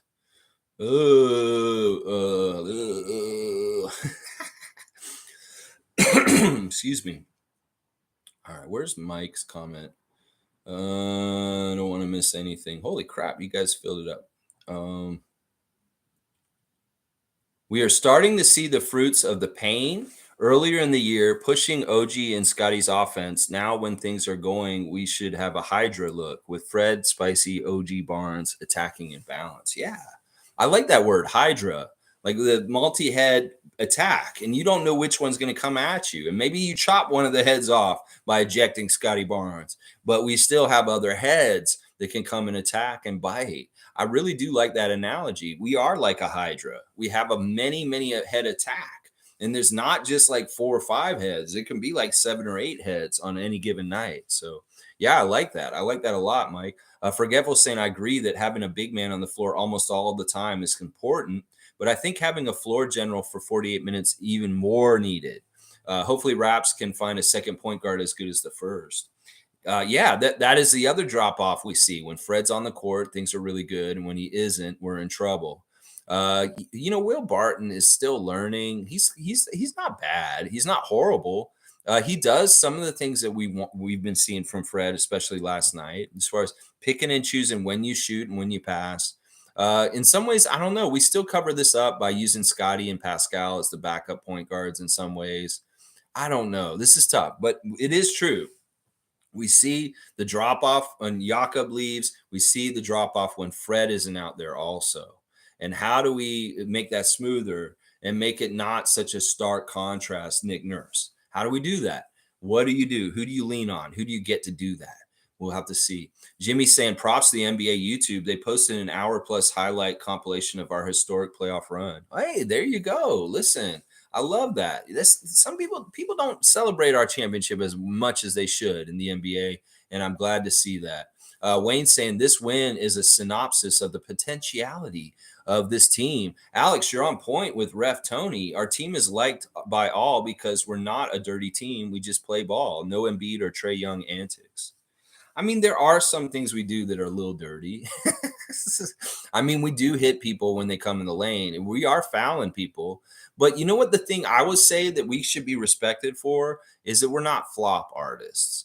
Listen, even when Lowry was with us and he'd take all those charges, that was very earned. Take the physicality and earn those charges. It's not like he flopped. He was very much getting hit and taking the brunt of that punishment.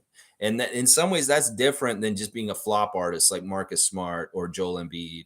And, yeah, in some ways, everybody around the league respects not doing that. The people really hate those two players I just mentioned, partly because of their antics and their overacting and over embellishing. And you're right in some ways. Now, I don't know. I think it's on a case by case basis. Like I said, this is why I research the refs so closely and really pay attention to them, because we do have relationships with each individual ref. And some of the refs very much are cool with us, like Tony Brothers, whereas Ben Taylor doesn't seem like he's totally cool with us. So it really is a case by case basis. And some of them may very much respect us in the way that you're describing, but some of them may not. They may think that we're a bunch of complaining, whining kind of team, and then that's why they screw us over. Who knows? I'm trying to figure this all out, and it really is a case by case basis with each individual ref. And I just really, really pay attention to it and keep track. And that's why I'm like, okay, Tony Brothers isn't a horrible ref. He can be a very good ref for us. So, but yeah, I think that, I don't know, our reputation around the league with the players, other teams, and the referees is we're very physical. We're very much, we foul a lot. They all know that. The refs know that, and the other team does too. And we know that too. In fact, that's part of what we're supposed to be doing. We're supposed to be getting fouls. Now, when Jakob got his third foul, that was a very bad foul. And that was not the kind of foul that Nick Nurse wants him to take, because it put him in foul trouble and is an unnecessary foul at a very stupid time. But those are the fouls we don't want to make. We want to make the very conscious fouls when maybe they're trying to get to the basket and there's nobody in between. You foul them, of course, and you try and make sure they don't make the basket and get an and one. But I think our reputation's interesting around the league. We're feared. We are known for being very tough to play, and nobody likes playing us because they know they have to work. Sometimes in NBA games, the teams are just like casual and lazy, and they don't play it all out. Well, if you play us, you have to play all out. That's just how it is. It's a requirement, because Nick Nurse requires the Raptors to play that way. Well, indirectly, the other team, when they play us, they have to play that way also. Wayne's saying, I'm not with nobody saying Fred wants too much money. I want him to be overpaid. I want him given shares in the franchise. When anyone produces, they need to get paid. Make Fred the highest paid. Now, I don't know if I totally agree with that, Wayne. He'll get his share of the pie, but we don't want to be dumb and overpay for him in a way where it hamstrings us with our salary cap and what we want to do with other guys. I'm with you. I want him to get paid as much as we can afford to within keeping everybody else and making sure all the puzzle pieces fit with the salaries with everybody. So, but I love your enthusiasm and saying, go ahead, give him shares of the team, overpay the hell out of him. We want him here. That's the right attitude. I like that, but within reason and not hurting us overall. So, but yeah, I love that attitude. And I want to hear more of it around Raptors Nation instead of the otherwise that people are saying. Fiercely saying, really like the post-game interview. The way Fred spoke highly of Pascal and showing support as they all go through droughts. OG was funny. I don't think he realizes how impactful he is on defense. Yeah.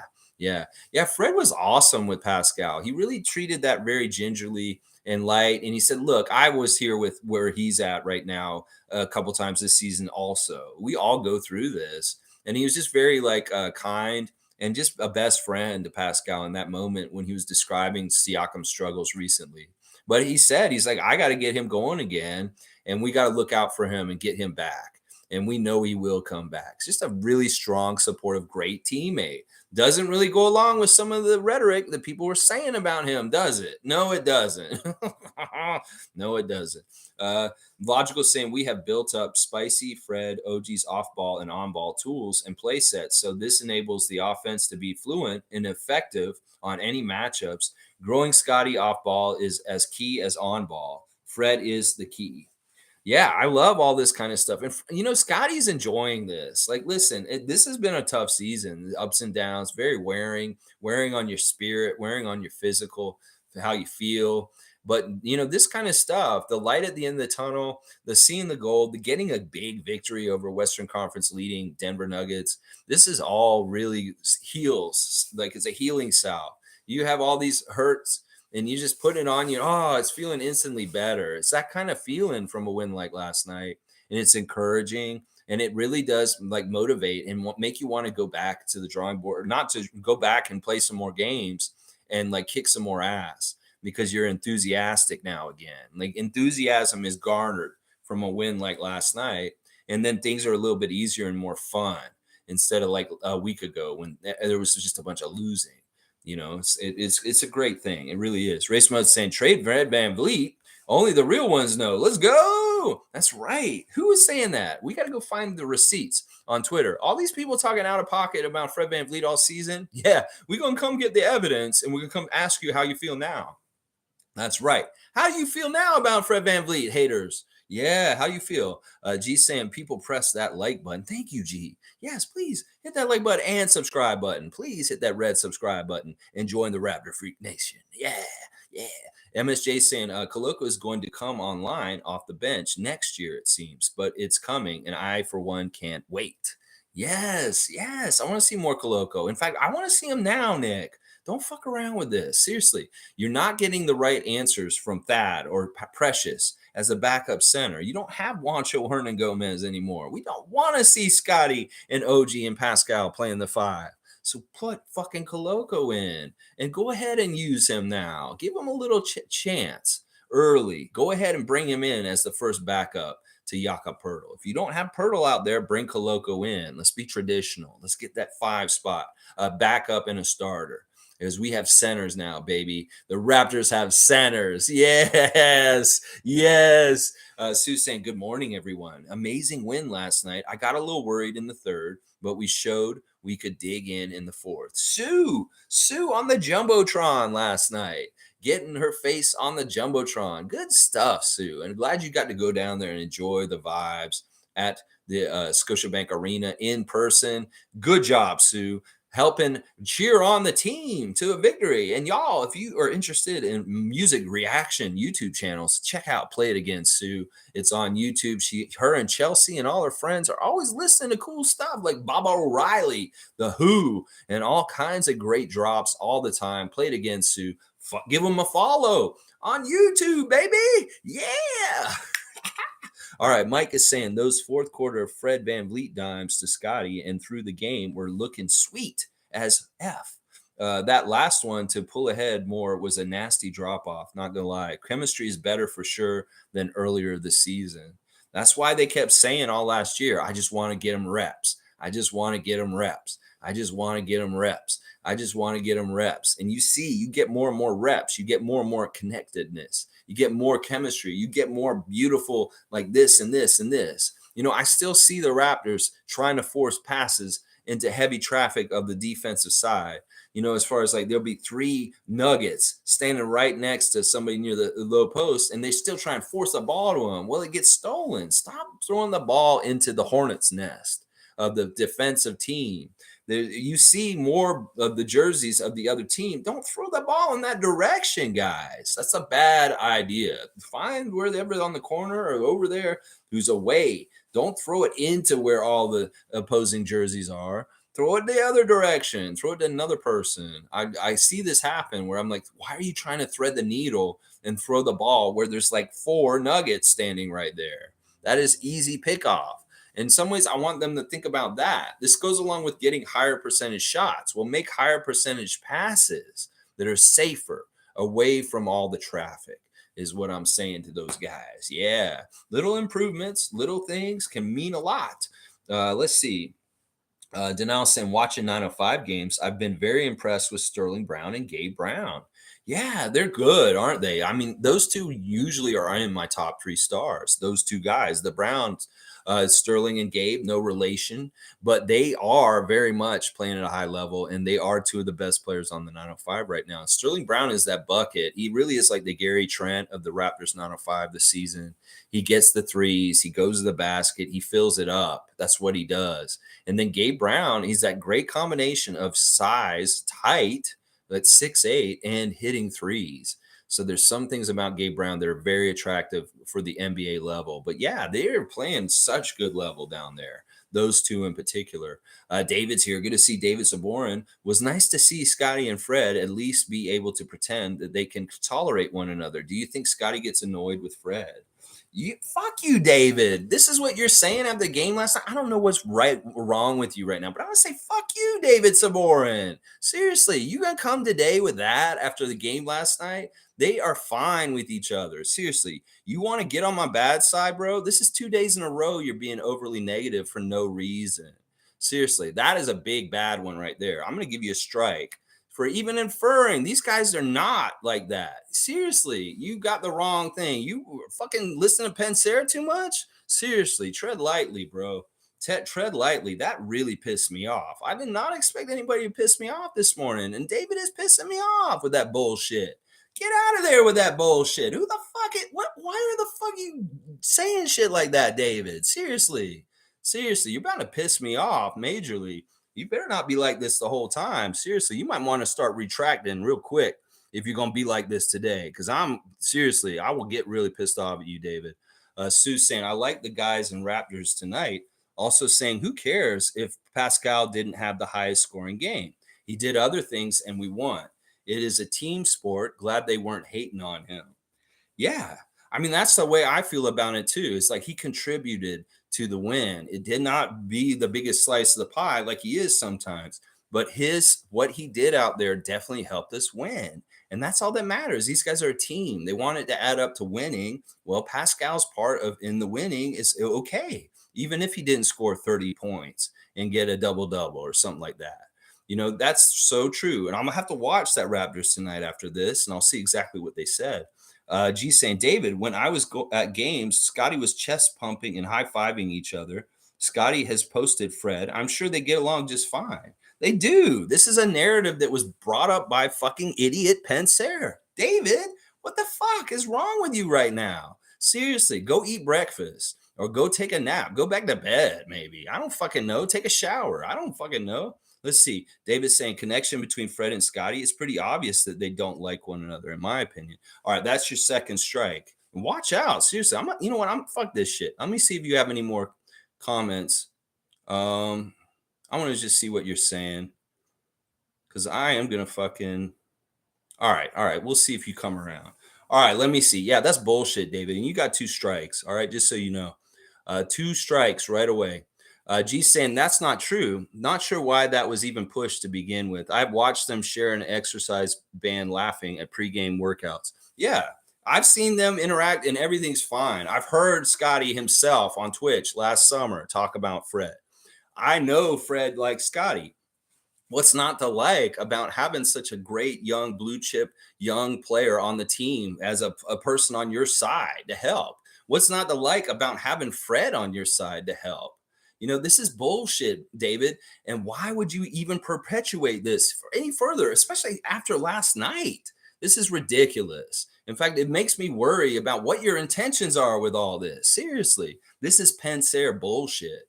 This is something like, all right, you know what this is? This is a Celtics fan, a Sixers fan, or some other NBA fan that wants to cause problems with us. And they say, well, this is a logical way things. This is the playbook that they used with Vince and Tracy. The same fucking shit they were trying to say about Vince and Tracy. way back in 2000. That, oh, Vince and Tracy can't coexist on the team together because they're too much this and this. And that was bullshit at that time. This is the same tactic. They're trying to make it so these guys can't coexist on the team because they realize it's a very good combination and that we're getting somewhere good. So the forces outside say shit like this. Oh, Fred and Scottie don't like each other. You can obviously tell. And then it snowballs. It goes into Raptors Nation, and idiot Raptor fans like David today start buying into it, and they push it further. So know that that's an outside force pushing that narrative, and you're being a tool to be used for it. You're very much being used by people that want to push that narrative, David. Fuck that shit. Seriously, I'm so disappointed in you in the last 2 days, man. I know you can be angry and aggressive, but why are you so angry and aggressive after last night? That's so stupid, bro. I'm so disappointed in you. I'm losing respect for you, man. You're smarter than this. You should understand better. Seriously. You should start paying attention and know better. Just like what G said. Mike saying, I was talking about playing basketball chemistry, like Fred's game fitting to Scottie's game and vice versa. Has nothing to do with off court. It's just team progress from earlier in the season. Look, listen, the history of the NBA, guys have been on teams and they may not get along totally off the court. They may not be best friends off the court. They may not have anything in common. You know, Scottie's a young 21-year-old. Fred has 3 kids now, and he's a family man. But the thing is, on the court, they get along and everything's fine. And I'm sure they're fine behind the scenes also. It's a bunch of bullshit. It pisses me off. But in the history of the NBA, there's been guys that absolutely hate each other and stay together and play perfectly fine on the court. This is not an issue for NBA teams all the time. You ideally want everybody to get along and play well together and have good feelings about each other. But sometimes that's not realistic. And that sometimes you have to have bad personalities with each other and they have to coexist, even though it's not easy. So listen, just stop that kind of line of thinking and understand that line of thinking is perpetuated by people that want the Raptors to fail and destroy themselves from within. And that's why I am disappointed in you for pushing that narrative, because you become just as bad as he who shall not be named when you're saying that. So David's saying, I'm not sure who is pushing what. G, I just watch the games. I'm not interested in the media. You watching the games? Well, then see what is happening there. Like I said, Fred tapped him on the back of the shoulder because listen, what had happened that play was Scottie was unconfident for a second. He had something go wrong with a couple of turnovers. In that beginning of that part, he threw a couple passes that were really poor passes that he shouldn't have been making, like extra passes. They were like kind of extravagant, no look, and they failed. In fact, there was one point where he threw the ball, and I think he thought the referee was one of our players, and it went right out of bounds. There was nobody near there. So he's hanging his head a little bit. So you know what Fred did? Fred stole the ball and threw it to him down near underneath the basket, and he made an easy shot, a dunk. And then after that, Fred came up and put his hand on his neck, and he said, look, keep your head up. I'm looking out for you, and I got your back. And in some ways, Scottie was holding his head because he had made some careless turnovers in a row. And that Fred was like, you got to keep going. You can't, like, he was showing leadership and mentoring the young man who had made a couple mistakes. And he helped him get to feel better by giving him an easy dunk. So, yeah, did you see that on the court, David? Did you see that whole part of things in the whole game yesterday? That open your eyes and watch it. G saying, I don't think Scottie would be posting Fred if he didn't like him. I don't think Fred would say on an interview, Scottie saved me, if he didn't like him. That's right. You know, they've said both back and forth. They commended each other in interviews after games all season. Scottie last summer, when we watched highlights of the Raptors in their first season that he played, would go on and on about how Fred is so great. Oh, hit that Freddie. And he'd like cheer in the highlights for Fred hitting big shots or making big plays. And, you know, he was always glowing about him. He has the utmost respect for Fred. And Fred really respects and loves that kid, too, because he knows this kid is part of how he can get to a second championship.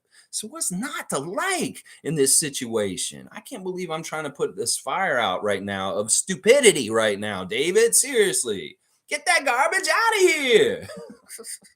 All right, let's see. Denal saying Scott definitely not feeling Fred during that time. He was chucking shots like crazy and trying to be the hero. Now that Fred's more off ball, they're good again. They play better when P isn't ISO every time. I mean, I don't know if that's true either. Listen, shooters got to shoot and they got to do something. I don't think that that's totally true either. I think that that's once again some more just like made up bullshit by he who shall not be named. Listen, somebody's got to shoot the shots, and this isn't even up to Scottie to a degree. If Nick is calling Fred's number and he wants him to take us home and he wants him to shoot a lot, that's on Nick Nurse. And they all have to listen to the coach because the coach makes the decisions of who gets the minutes, who gets the opportunities to shoot, and those kind of things. So if Nick's calling Fred's number, Scottie respects it. So I don't agree with this. I'll keep calling Fred a chucker. That's bullshit. He's not chucking the ball. You see that ball goes through the net. That's not chucking. That's shooting. And don't call it anybody who says Fred chucks shots up. I'm just going to take as somebody who's fucking listening to Pensare and his stupid ass shit to a degree. Now, I'm not mad at you, but listen, you're a little bit like David right here. It's like, look, even if there is a problem with them, we're the Raptor freaks. We love the Raptors. We're positive for them, and we're not pulling them apart. So let's not even bring this shit up, even if there is a problem. I don't think there is. But even if there is, what we do here is we don't pull strings to make things unravel. So that's where I'll tell y'all right now. Don't push this narrative because it doesn't exactly exist. It doesn't really exist, y'all. It really, really doesn't. So I'm just sick of this shit. Let's see. David's saying, I'm sure you're right, G. That's good to hear. Sometimes it's interesting what you see when they don't know the camera is on them. Yeah, I mean, I see all that stuff too. I pay really close attention to this kind of stuff. And these guys have no problem with each other. They may not totally have personalities that get along in a certain way. Fred's an old soul.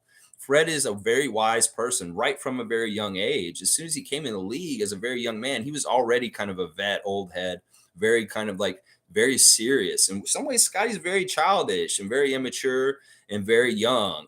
And in some ways, that frustrates Fred, I'm sure, because, they want a certain level of professionalism. And Fred can't identify with that totally because he's always been an old head. Even when he was like first fresh-faced 905, his rookie year with Pascal and Jakob, he's always been this way. So in some ways, their personalities don't reconcile in that way.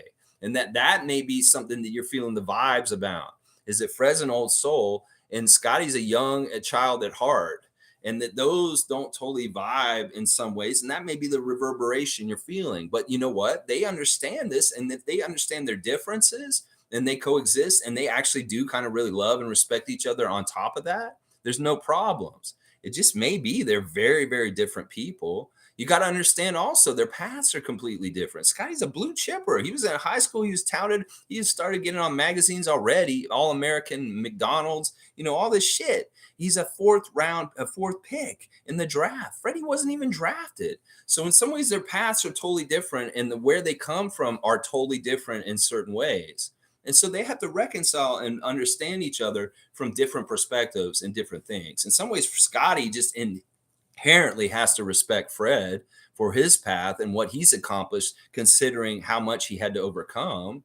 And in some ways, Freddie has to respect Scottie for just having a natural talent and ability and an amazing potential in some ways. So it's just, they're very different people, and you may read it that way. That may be what you're reading, but they very much are very happy to be on the same team and be together on the court. Sue's saying OG was hilarious in the post game last. Love it when he smiles. Yeah, OG was really funny and good in the game last night. He's just in a cool place. Like, he's the opposite of all these people saying, oh, he doesn't like being here, he's unhappy. That's such bullshit. He looks happier than he's ever been on the Raptors right now. Like, he's more expressive. He smiles more. He's kind of laughy. He's more at ease. He's more comfortable. He's not as awkward. That's all the kind of things I see in OG right now. He seems much more comfortable right now in interviews and different things and just being himself. So I think that the thing about him being unhappy with his role or not being happy with the Raptors and what he's doing is such a fabricated bullshit. Such fabricated bullshit. Monique saying, can we please highlight Women Empowerment Night at the game last night? I didn't even know that was going on, Monique. I mean, maybe it's because I was watching the NBA TV feed and not the Sportsnet feed, but they didn't put any of that on blast as far as like on the broadcast that I was watching. I had no idea that they were doing Women Empowerment Night last night because I was watching NBA TV. And they didn't talk about it at all. But if that was happening, more power to it. I love that that's happening, but it wasn't presented to me from what I watched. G saying, this is my personal thought on them. Just an opinion. They both are fiercely competitive and want to win. Sometimes it may show in body language, but they have shown a lot of respect to each other. Yeah. I mean, you can read body language in all kinds of different ways. Sometimes it's not exactly what you think it is that is causing them to kind of be like, or this or that, or, it, listen, I don't want to get in the weeds with this too much. Hopefully, this is going out of the chat. And if there is more of this, I might get more angry. Honestly, David's saying, good point, G. That makes me feel better. I just want these guys to have fun and play. Fred VanVleet played like a rock star in the first half. Loved the vibe last night. There you go, David. You've turned it around. All right, I'll race your strikes just because of this. Maybe that you just felt very negative in that moment. Seriously, there is so much evidence. In fact, we could put a highlight reel together of Fred and Scottie's love together. Somebody needs to do that just as a propaganda piece to fight against these stupid idiots that think that they don't like each other. See, I'm not saying you are, David. You're just falling into that line of thinking that's just not, doesn't serve us. It doesn't help us. There's no problem. Seriously. We can go take all the highlights from his Twitch, the stuff from post-game interviews where they praise each other. You can show highlights from things on the court where they're very much connected and like jubilant from winning and doing good plays. There's probably, we need this. Somebody needs to make this just to shut people up about this topic. Fred's saying, Mike is saying, Fred and Scottie's chemistry lacked because Fred was hurt this summer and wasn't really going hard at Rico's. At Rico's runs, we progressed the team chemistry with Scottie more, hoping to upgrade his role. Yeah, I guess that could be kind of true. Fred's presence at Rico Hines runs wasn't as big as other people there. He didn't stay the whole time, and he wasn't there for every single part of it. But he was there, and he was a part of it. That could be true, Mike, what you're saying as far as with Rico Hines and the runs last summer. That could be true. I could see that. Denal saying, that's why I think Scottie wasn't feeling him during that time because he wasn't playing smart basketball. Now that he's playing smarter again, they're back on the same page. Well, who's the fuck is Scottie to fucking say what is smart basketball? Because honestly, he fucks up all the time and he makes stupid mistakes all the time. I don't think that they think this way. Seriously. You guys got to understand the way that the fans think about this and analyze all this is way different than how the players see it from the inside of being on the team. These guys aren't selfish in that kind of way. Like I said, Nick Nurse calls the plays. He determines who gets the shots. And that's not even up to Scottie. Sure, he could be disappointed that Fred didn't make more shots earlier this season. But in some ways, that is just how it is. You live and die by what the decisions are with the coach and the personnel out there and whether the guys make the shots or not. Sure, everybody was disappointed in Fred at that time. Doesn't mean that Scottie was any more disappointed with him than Gary or Pascal or any of the other guys. They all knew he was shooting like shit at the beginning of the season. And, Scottie makes a lot of boneheaded turnovers himself.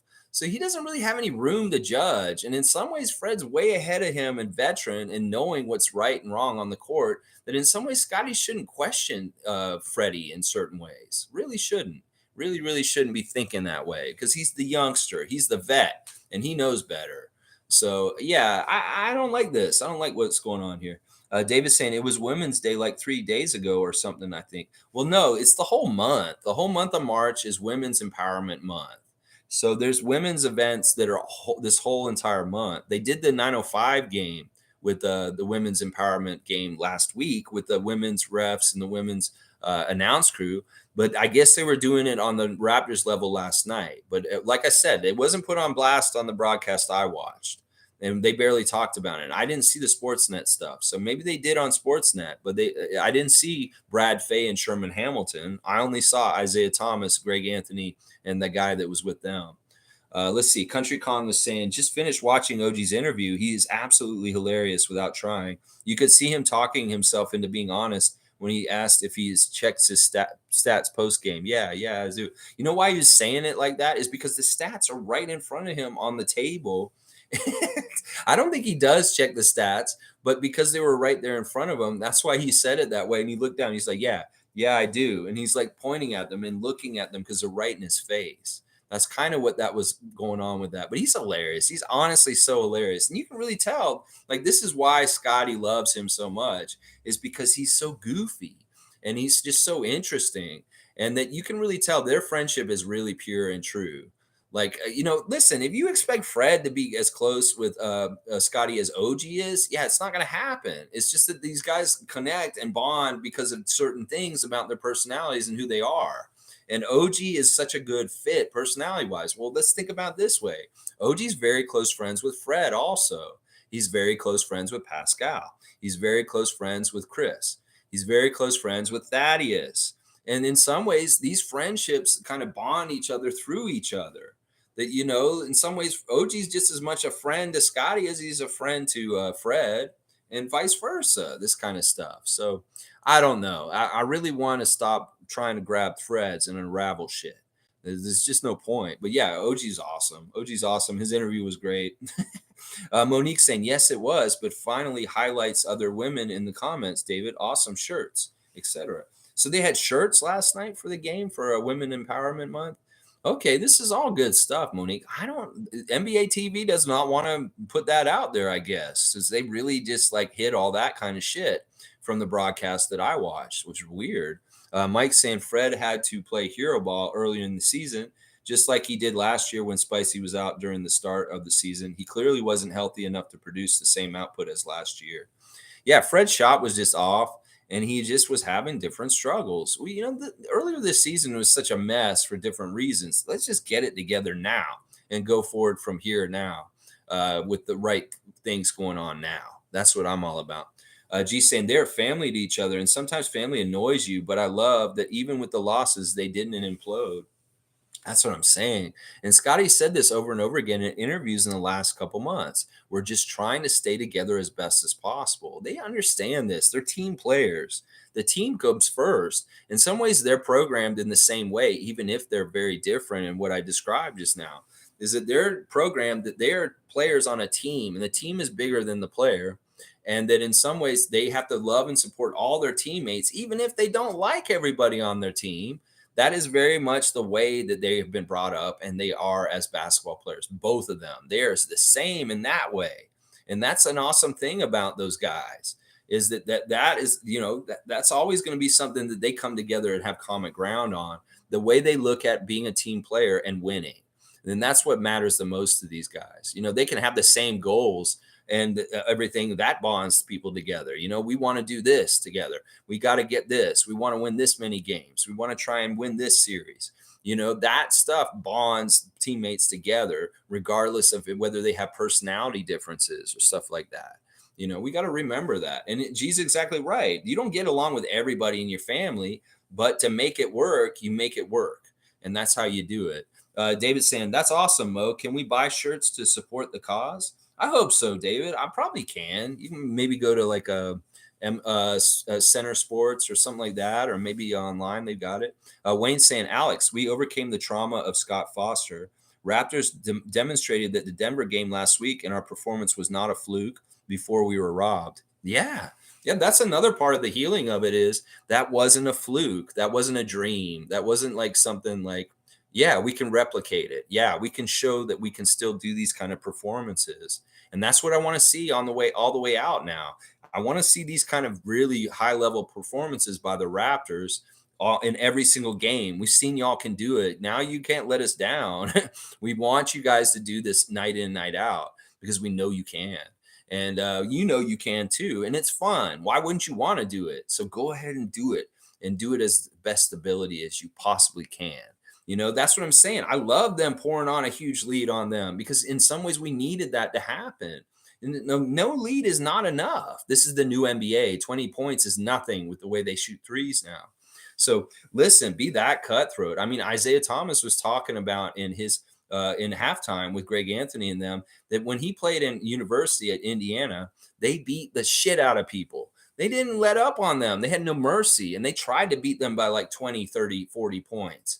And that none of their games were close. The closest game they had that season was they beat a team by 12. That was the closest that any team came to beating them. So in some ways, we want to be like this. Let's be greedy. Let's make a huge lead, because that's insurance. That's money to burn. As far as like, if we do have defensive lapses or there is a referee hit job, you make that margin nice and big, so you have some room for error. And you get it ahead of time instead of trying to make it up later, like we have in our pattern where we're behind and we try and make it up at the last minute. No, get that shit ahead of time and let them eat into it underneath. And that way, you know how much more to put on top to make sure you're on top at the end.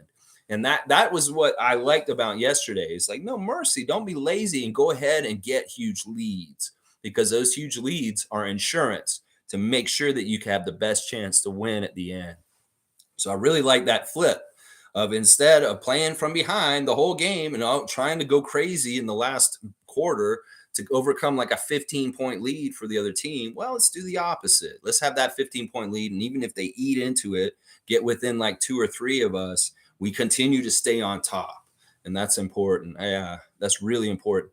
G saying on Raptors tonight, one of the execs mentioned that they're working with the third party for travel accommodations. This is great news. One negative from free agents is the travel and customs situation. Interesting. I don't totally understand that comment, but I'll have to watch Raptors tonight and see exactly what you're saying. So you're saying, as far as like getting through customs back and forth between the US and Canada, these guys are already Nexus, and they have all the levels of like going through the VIP lines. In fact, some people have talked recently that they let they let people like basketball players and wrestlers on planes before they let like even military and different people like that on planes these days. These guys get a VIP treatment to get across, but I'll have to see what they're saying on Raptors tonight specifically about what you're saying. But they shouldn't have that much problems with the border. And in some ways, these Raptors, they really know how to get across the border and through customs in a quick way. And I'll bet you they have their own VIP kind of place where they don't even have to wait or do anything with any regular general public people. So, it's all set up for them to be quick and fast. Denal saying, I completely disagree with that take, Logic. At the time he was playing hero ball and chucking it, it was breaking the team chemistry. Maybe get the W, but it doesn't help the team grow. It's a hollow W. I'm gonna be with Logical and disagree with you, Denal. Once again, don't use that word chucking with Fred. That makes me have a sign that you're listening to fucking idiots, because they're the ones who say Fred chucks shots. He doesn't chuck shots. He shoots them, and either they go in or not.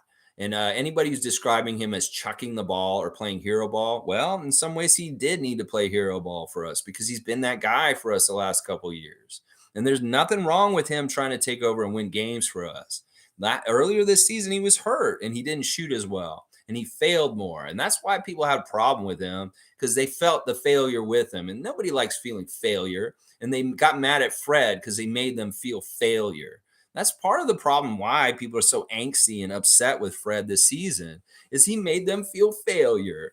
Well, fuck all that shit. We got to feel failure and success with our guys no matter what, regardless of things. And stop coming after Fred. Seriously, this is no reason to do this denial. I don't understand what you and David are trying to do with Fred today. This makes no fucking sense. After the game he played last night, who cares what he did in November? He was hurt. Let's care about what he's doing right now. And anybody who says that Fred chucks shots, I'm giving you a negative point, because that's a bullshit description. The motherfucker is not chucking shots. He's taking shots and he's making shots right now. He may not have been then. Yeah, that's bullshit, Denal. That's bullshit. All right, let's see. Monique is saying Real Sports. David, Real Sports. Okay, you can buy it at Real Sports. Okay, thank you, Mo. Did you get a shirt? Awesome. All right, good stuff. Good stuff. All right, let's see. Mike is saying, Denal, when the guy is out, everyone gets rolled up. The others rolled up weren't connected enough, so the team had to revert to the most effective thing to carry water for the season, like last year. Yeah, well, we go to what we did last year to help bail us out and save us, and that was Fred last year, and he was super capable and very successful. One of the most clutch players in the NBA last year, as far as shooting in the fourth quarter and making lots of points and carrying the Raptors to wins. So forgive us for thinking that is a great opportunity or a great option to do at the end of games to try and win games for us. Once again, that some of what Denial is saying is very much painted with the rhetoric of idiots that we don't like on this channel, is what I'm saying. Let's see. David's saying, I know one thing for sure. If we do get it together and keep it, we're going to make the playoffs look like a Rio run. I tried to delete and repost because of the typos. Won't let me. Sorry. No problem, David. Listen, no problem. Listen, I want to mend this. I'm really shocked that you guys are going with this narrative today after last night's game. That's why I'm like so incredulously angry. It's like we're supposed to be all sunshine and happiness this morning because we're seeing a good thing happen and we want to see more of it. And that's why I'm like, dude, let's not even get into this kind of bullshit. This is Pensair shit. And y'all are bringing Pensair shit in here. David in denial. Jimmy's saying if we end up making the playoffs, the team that would be facing us better watch out. We're not your typical first round opponent. That's for sure. That's for damn sure. You know, in some ways, it's like this kind of thing where you have a shitty season, but you're a really good team, and you get in a lower seed and you upset people. This happens in sports. You have an injury-plagued season, and you barely eke into the playoffs in the lower seed, but you're a really good team, actually, and you fucking upset somebody in a higher seed. Yeah, let's do this. That's what I want to get ordered up real quick.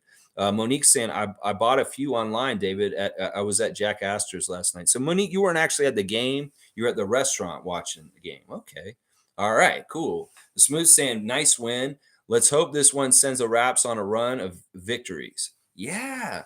Next one, Oklahoma City Thunder tomorrow. Preview the Oklahoma City Thunder game and also the Raptors 905 game at noon tomorrow against the Lakeland Magic. So we got 2 games tomorrow. Once again, another doubleheader. Maybe some possibilities for double duty for some of the 905 guys to play in both games tomorrow. We'll have to see. But yeah, we'll be ready for it, Smooth. Let's see what we can do tomorrow. Denal saying, but you will never get connected with hero mode. That's my point. You might get a W, but you continue to have garbage chemistry. You may take an L at times to build chemistry, but pays off later.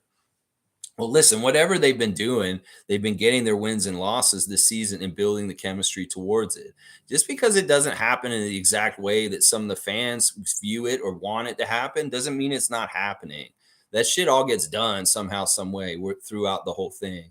I just don't like characterizing Fred with like things chucker or playing hero ball. That's bullshit. Because in some ways we needed him to be a hero and step up when nobody else was. So I can't fault him for that. He has the big balls to go ahead and put it on the line and try and do that for us. I commend him, even if he's not always successful, because we need somebody to step up in those situations and try and take us home and win. So I commend him for having the guts to put it on the line. And maybe he's not always successful. He wasn't a lot of times earlier this season, but that is good for the team, because he's a role model and he shows that this is a responsibility. And well, I'd like y'all to come and take the responsibility from me sometimes. And you played the hero ball sometimes. Hero ball is necessary and important because we need heroes at the end of the game to make the shots and make sure that we're ahead at the end of the game. So I don't know what these problems are that you're having with Fred. Fred has just done what he's done. He's had different levels of success this year.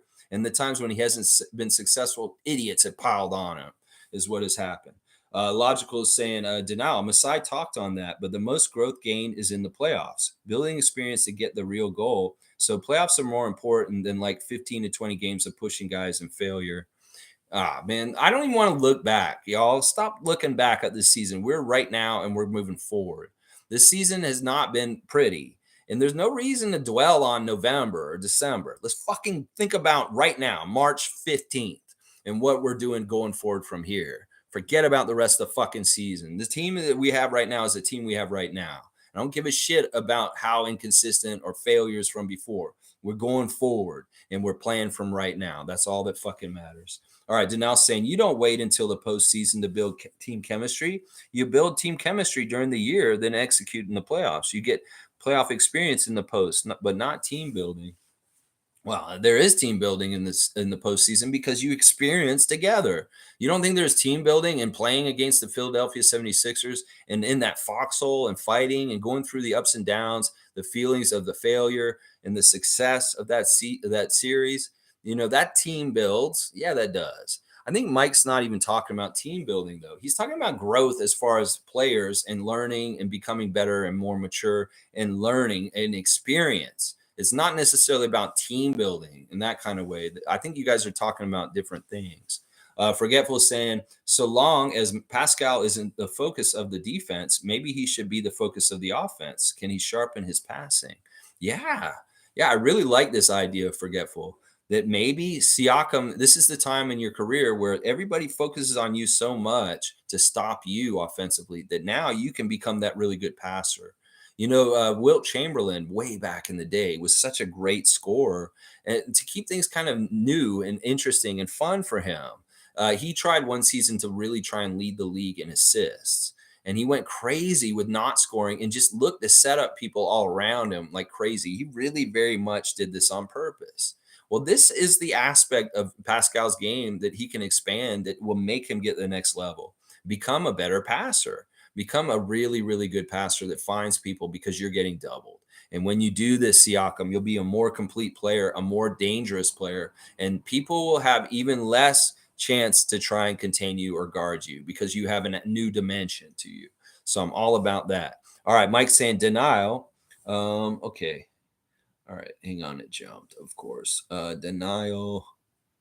It's a balance of growth and stable enough to get the win. It's the tightrope walked by a development culture and a winning culture. It's hard to know. Oh, wait, that's all right. I jumped too far. Denial. I'm not saying. Okay, yeah, there it is. Denial. I'm not saying that hero ball for 82 games and good seed won't work.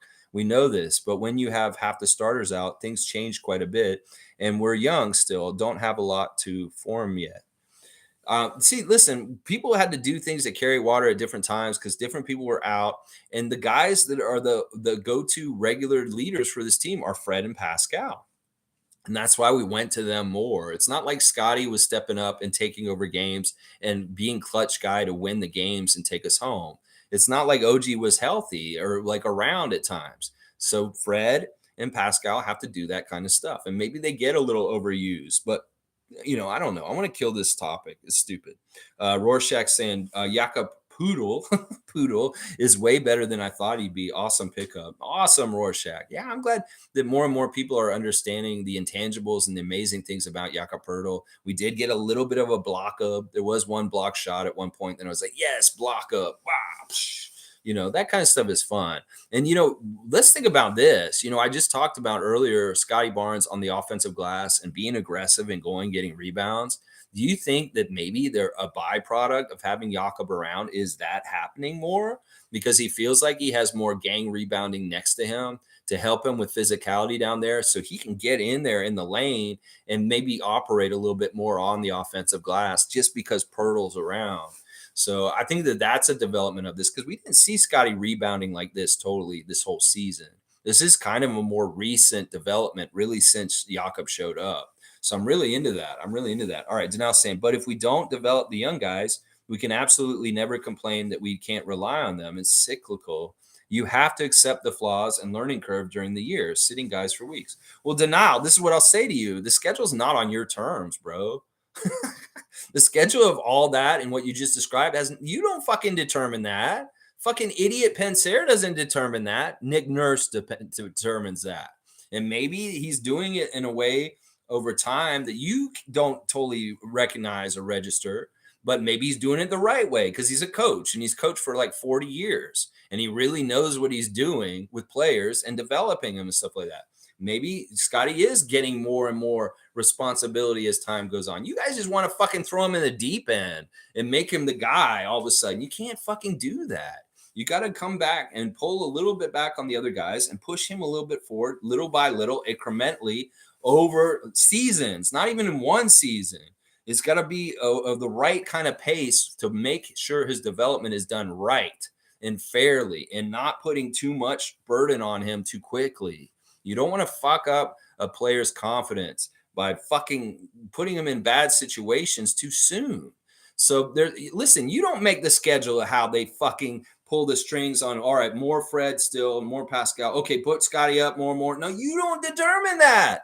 No, you don't. Fucking Nick Nurse does. And so you let him do it that way. And he's doing it right. Honestly, I can see over the course of this season, Scottie taking more initiative and late in the game and taking more shots late in the game in the clutch situations than he did at the beginning of the season.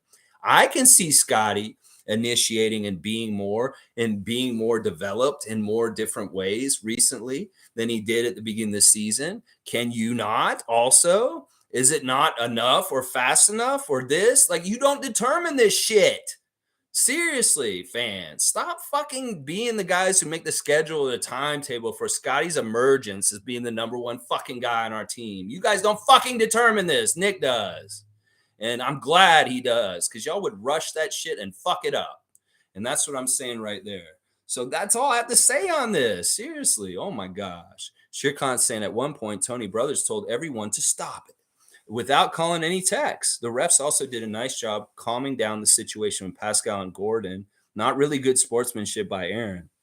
I'm glad you brought this up, Shirkan, because I was going to forget about the little fracas, the little slight little dust up between Pascal and Aaron Gordon last night. It was really dumb, honestly. And I'm glad they didn't overblow it or make it a big deal with the refs or anybody. It really was just kind of like Siakam's trying to find him because he wants to not let him have a backdoor.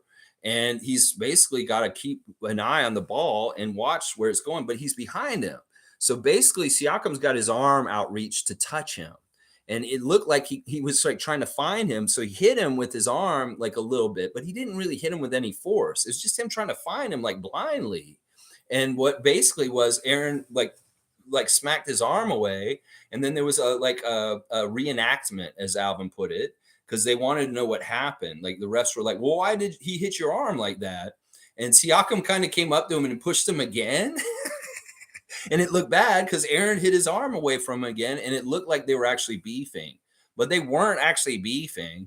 They were just reenacting what had happened. So there wasn't actually any fight. It was just Aaron Gordon's a competitor. He's got a hard edge, and he was just kind of no nonsense. He kept slapping his hand away. But there wasn't really anything there, but there was a double tech just because it was a little kind of chippy. But I do really like what you said about Tony Brothers. He said, just cut all this bullshit, y'all. No, I'm not going to take this. He gave them all a warning instead of just giving people texts. That's a good referee.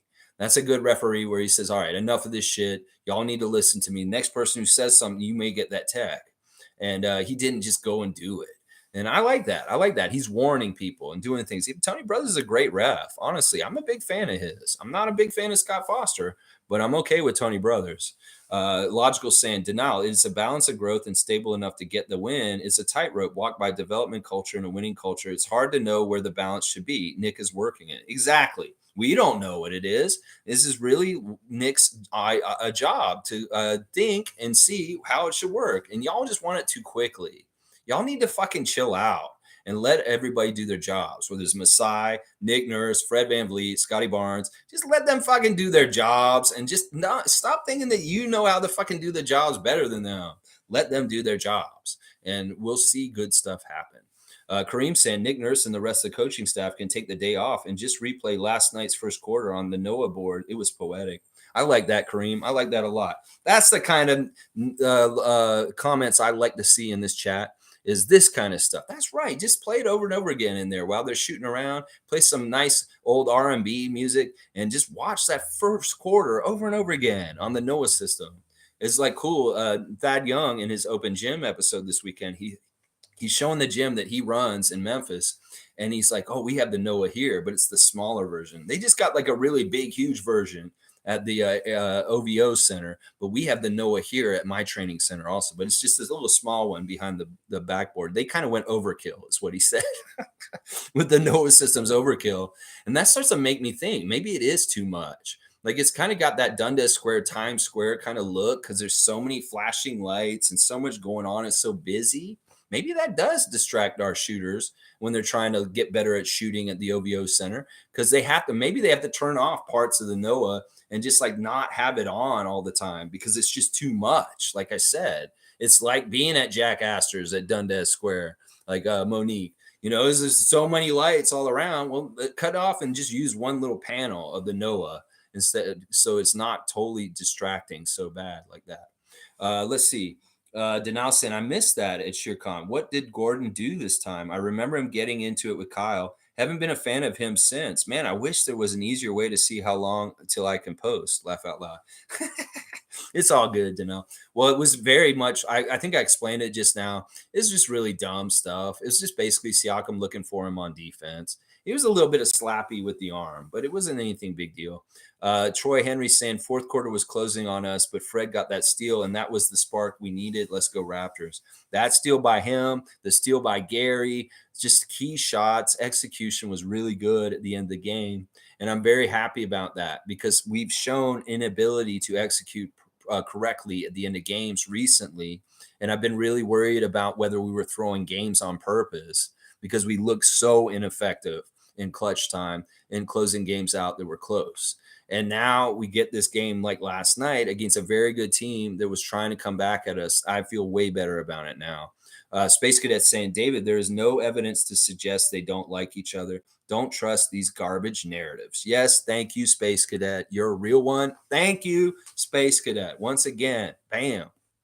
Don't trust these garbage narratives. They want to destroy us from outside. Don't be a tool for that. Scott B saying, Pascal should have been at the line at least 10 more times. Nick Nurse addresses it in the conference. They just aren't giving him fouls no matter the beating he takes. And what did Nick say after that? He didn't say anything like, this is a travesty. I'm so upset. He said, this is how it is, and we just have to win anyway.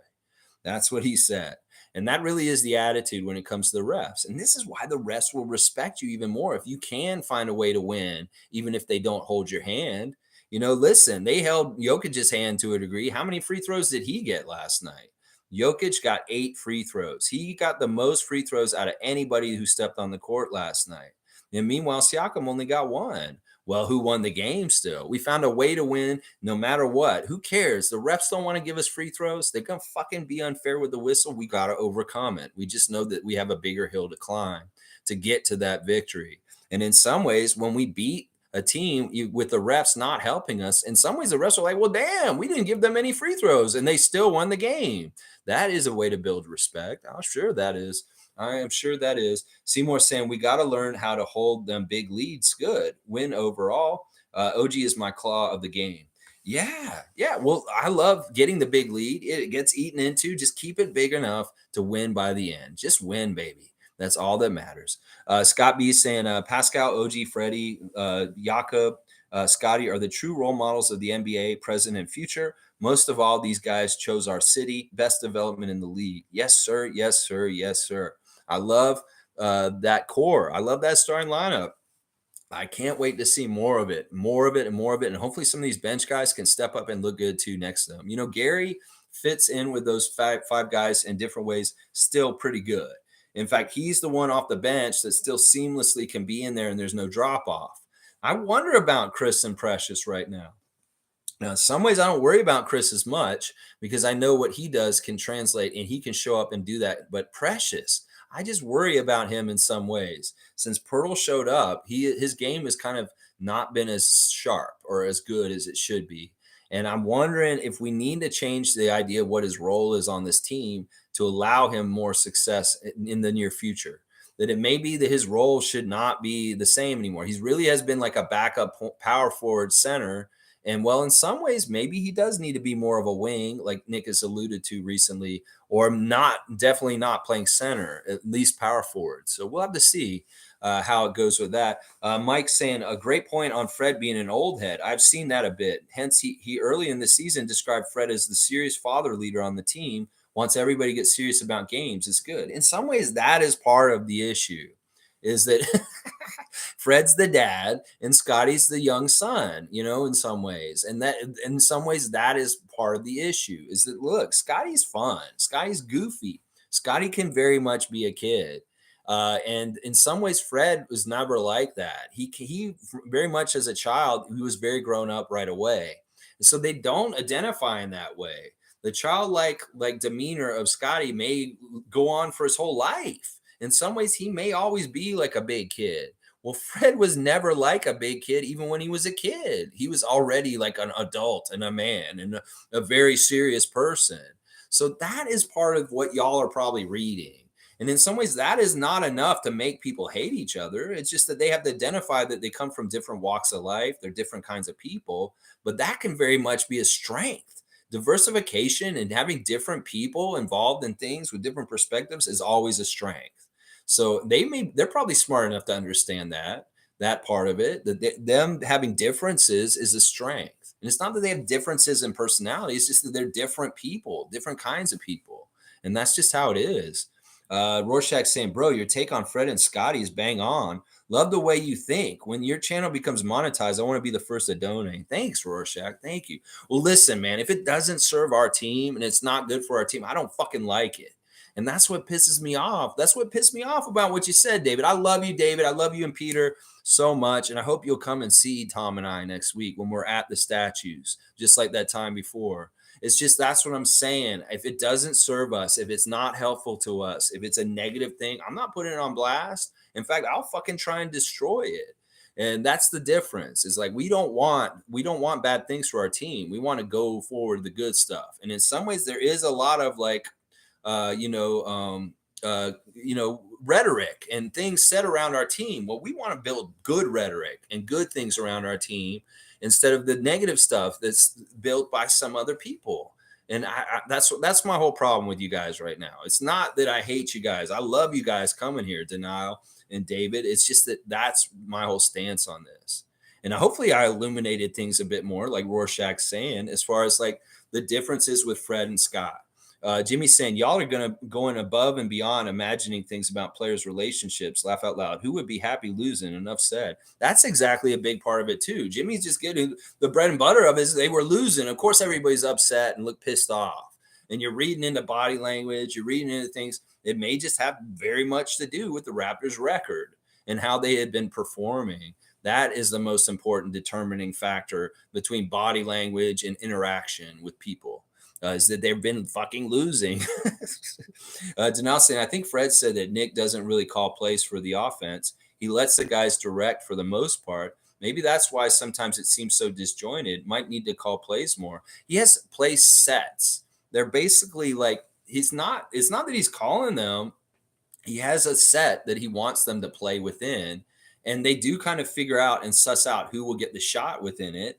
And some of the play sets may very much favor people like Fred and Pascal to be the ultimate shot in that system, just because that is kind of the outcome with the way the defense like reacts to the play set. Because that's really their direction is, all right, you guys have this play set and you know that this is what you're supposed to do in this situation. And that's all set up by Nick. But it's Fred inside that play set making maybe some of the decisions and reading how the defense plays it. And that's where he has some control over it, sure. But ultimately, listen, when Fred was taking a lot of shots earlier this season, he needed to, and they were probably calling his number because we needed somebody to step up. Well, now you see, because it's more equal in our offense, more guys are stepping up and doing different things at different times. Well, now you can see more of the balance. And that really is the difficult thing that Fred's doing, is he has to know when to press the gas for himself or he needs to press the gas for somebody else.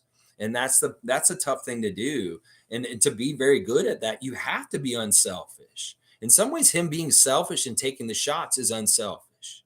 I know that doesn't make any sense the way I just said it, but in some ways, if you think about it, it's true that him taking the shots also is unselfish, because we need him to do his part and step up and carry his weight also. In fact, in the last couple of games we lost, he didn't do enough to help us with scoring. And that's why I said yesterday in the preview, I want Fred to shoot more. Well, I was damn right yesterday when I said, well, I want Fred to shoot more. Well, he did. And you look and you see what happened. Because if he didn't shoot enough, like he did against the Clippers or the Lakers last week, we lose. So we do need him to carry some of it for sure. Mike saying, hence, earlier in the season described, damn, YouTube, when I described Pascal as the encouragement mom figure, fun leader. I know Lex found it funny. Yeah, in some ways that might be true. I don't know. Pascal's the mom and Fred's the dad. That's so weird. And there's Uncle Thad or Grandpa Thad. Grandpa Thad. MSJ said, I said trade Fred. Sorry. Laugh out loud. Sorry, folks. Don't hate me forever. You know, a lot of people fell into that trap. I mean, listen, it's easy to think that way. Like in some ways you look at his career and you're like, well, maybe he's peaked. He's never going to be good again. Well, in some ways you worry about that. But no, he is not peaked. He's about right where he is, but he can continue to play like this for a while. It is what it is. In some ways, I can understand why people would not want him if we're going positionless and he's the shortest guy on the team. That's a lot of the reason why some people turned on him and said, well, we don't need him. He doesn't fit. What doesn't fit in this picture? Well, we found out this year we do need him more than ever, and we need Poeltl too, because we can't just have positionless. We need a real point guard. We need a real center. And in some ways, this league is becoming more guard oriented because of the 3-point shot. In some ways, our wing lineup doesn't totally jive with the future. That you really want to have some premium good shooting guards that hit threes a lot to be a top team in this league. And Fred is the best one of those guys, Gary too. But we may need more guards that can shoot threes for next year. And that may be something that we need to make a change in, as far as like less wings with a couple more guards that can hit threes. And that will super improve our team for next year. So I'm all about that. Carlos saying, hey, everyone, great win last night. Go, Carlo. Good to see you. And NBA quick takes. Good to see you. 9:30 every morning. We're talking Raptors on the Raptor Freak channel. You love the Raptors and you are positive about them winning. You see a bright future. You're not cynical. You're not pessimistic. You feel good about them. This is the right YouTube channel for you. We got culture, baby. We got culture. That's right. We got culture in Toronto. We got culture from all around the world. We got every single culture in the entire world inside the city of Toronto. This is why I tell people all the time, don't worry about Toronto getting bombed, because everybody in the whole entire world lives in Toronto and they wouldn't want to bomb here because somebody's got an uncle or an aunt that lives here. Yeah, I don't think we're the enemy of any part of the world because we have the whole entire world here with us. We're like a city of the United Nations, the city of Toronto. That's right. We got culture. Blackhawk saying, when you win, celebrate it. If you can't celebrate, then sit on an egg and hatch it. That's right, Blackhawk. Seriously, everybody should be so happy today. There should be no Debbie Downers today. Well, we won, but no, none of that kind of shit. We don't need that today. We have had such a hard season. Let's enjoy a big, huge victory, maybe the biggest victory we've had all season. We have to soak it in and enjoy it as fans. In fact, listen, these players may not get to soak it up and enjoy it too much because they don't want to get ahead of themselves. They're worried about the next game, but the fans should definitely do it. We should definitely be soaking this up and feeling the positive vibes of a big win over Denver last night. Oh, yeah. Denal saying, can't redact messages, but what I was trying to say with chucking was that we weren't moving the ball and getting everyone involved. We play best when we move the ball. It was sticking too much. This is a very good critique of Fred and Pascal from the past, that they'd hold the ball too long, they'd hold out the clock and just dribble, and I'm like, move the ball, do things, don't just stand there, like you're wasting time, and then you're gonna like make your move and try and beat them like one-on-one or like into a double. Yeah, I always hated that too, Denal. And that's like an old thing. Like, all right, I'll say he chucks it when he has to shoot it at the last possible second of the shot clock because there's no time.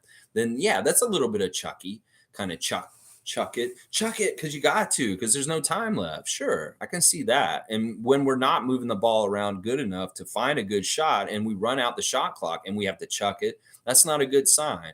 I'm on the same page with you on this comment because you're right. The more movement of the ball and the less standing around with the ball just dribbling or just like holding it too long. Like I feel like sometimes Siakam gets in this deer headlights kind of move where he's just standing there for a second. And I'm like, dude, you're holding the ball. No, pass it. Move it to the next guy. And because I want it to constantly be moving.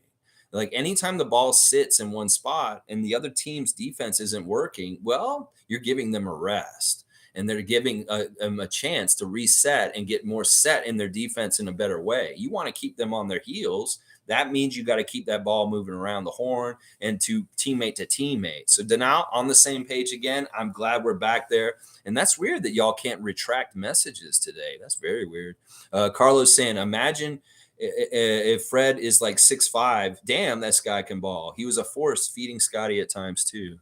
I know. Listen, that's the kind of thing I'm talking about. You take a guy like Fred, pound for pound, 5'10", 6 foot, whatever he is. And then you take a guy like Jokic. And you think about all the effort and work that Fred had to do with his body to do what he did in this league. And then you think about Jokic and how it's so easy and it's all just there for him. You want to really understand like heart and desire and working hard and doing something. Who do you think fucking worked harder to do what he's done in the NBA? Yeah, Fred VanVleet. And that's what I'm saying. In some ways that you got to really respect guys that are shorter like Muggsy Bogues and for what they did in the league of giants and stuff.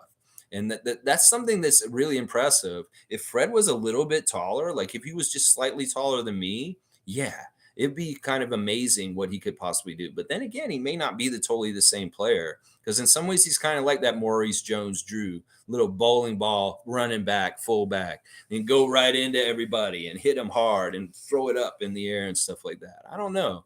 But it'd be interesting if the opinion of Raptors Nation would be different about Fred if he had a couple more inches on his height. I bet you it would be.